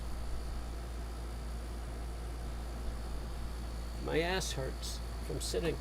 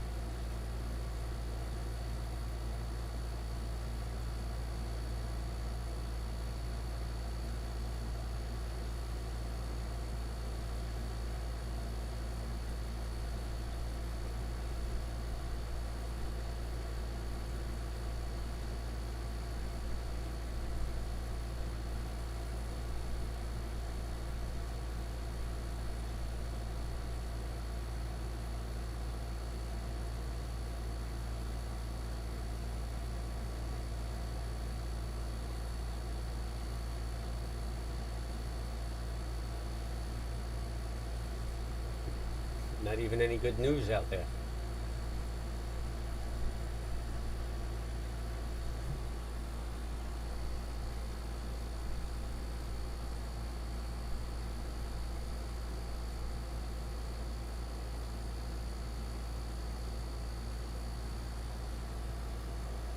AMC doing anything we can make fun of?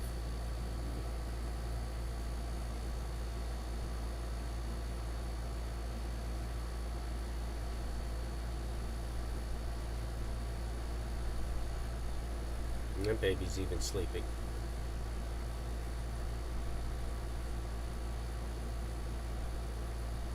At least it's off today's low.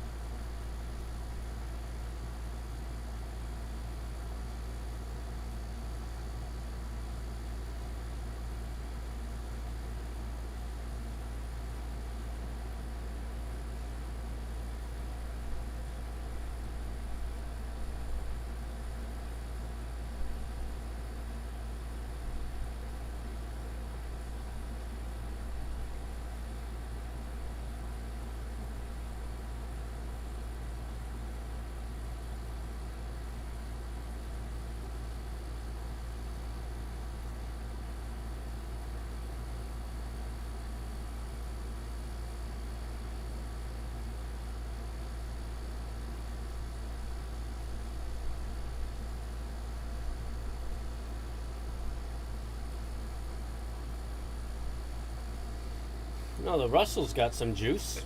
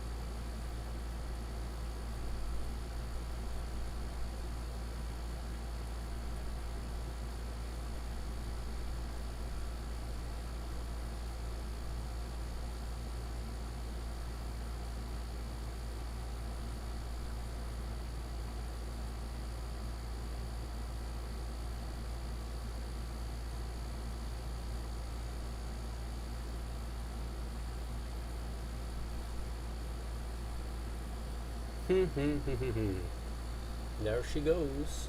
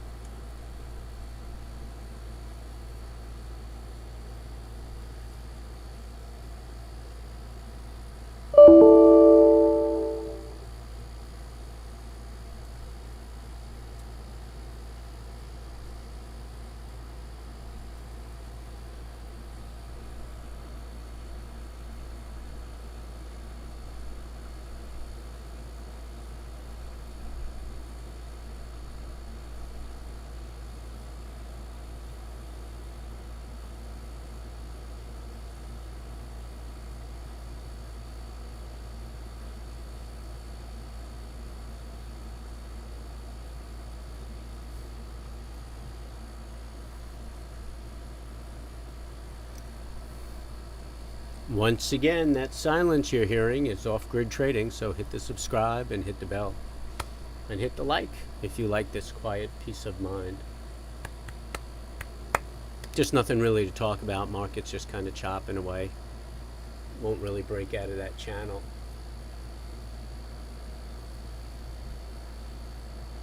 I mean, you might get something extreme at the end of the day. It's not really a manner in which to trade, but you know, you do know that when they close up the books, you get that burst.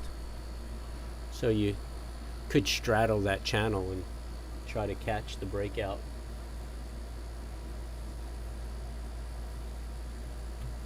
But it might hurt.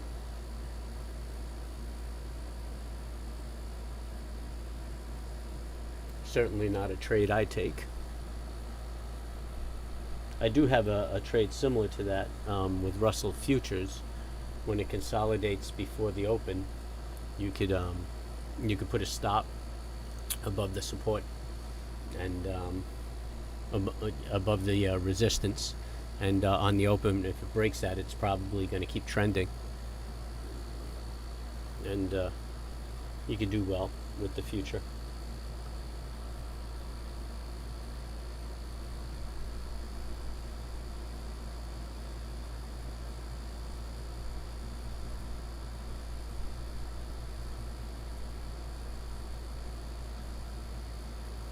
It hurts, it hurts, it hurts.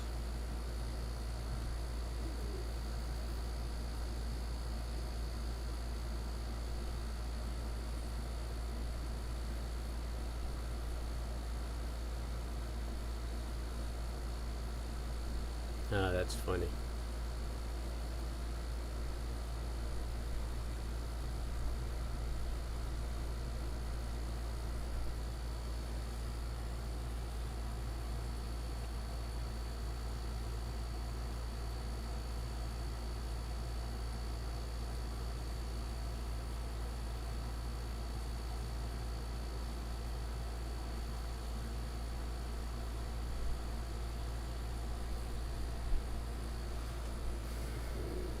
Alrighty, Aphrodite.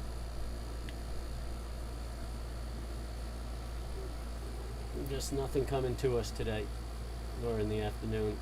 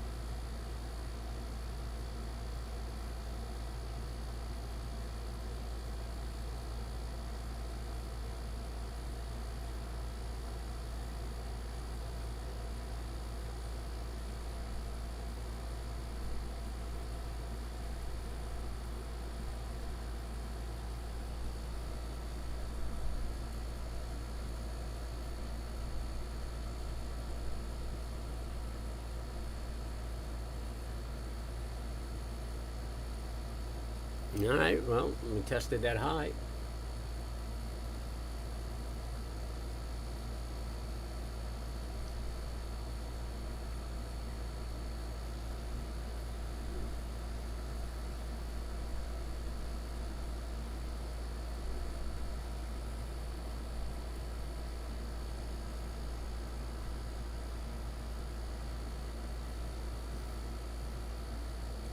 Is the paint dry yet?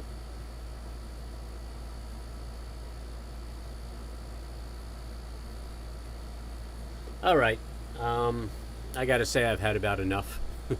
So I'm going to wrap it up. I'll get an end of the week video out there after the close of things.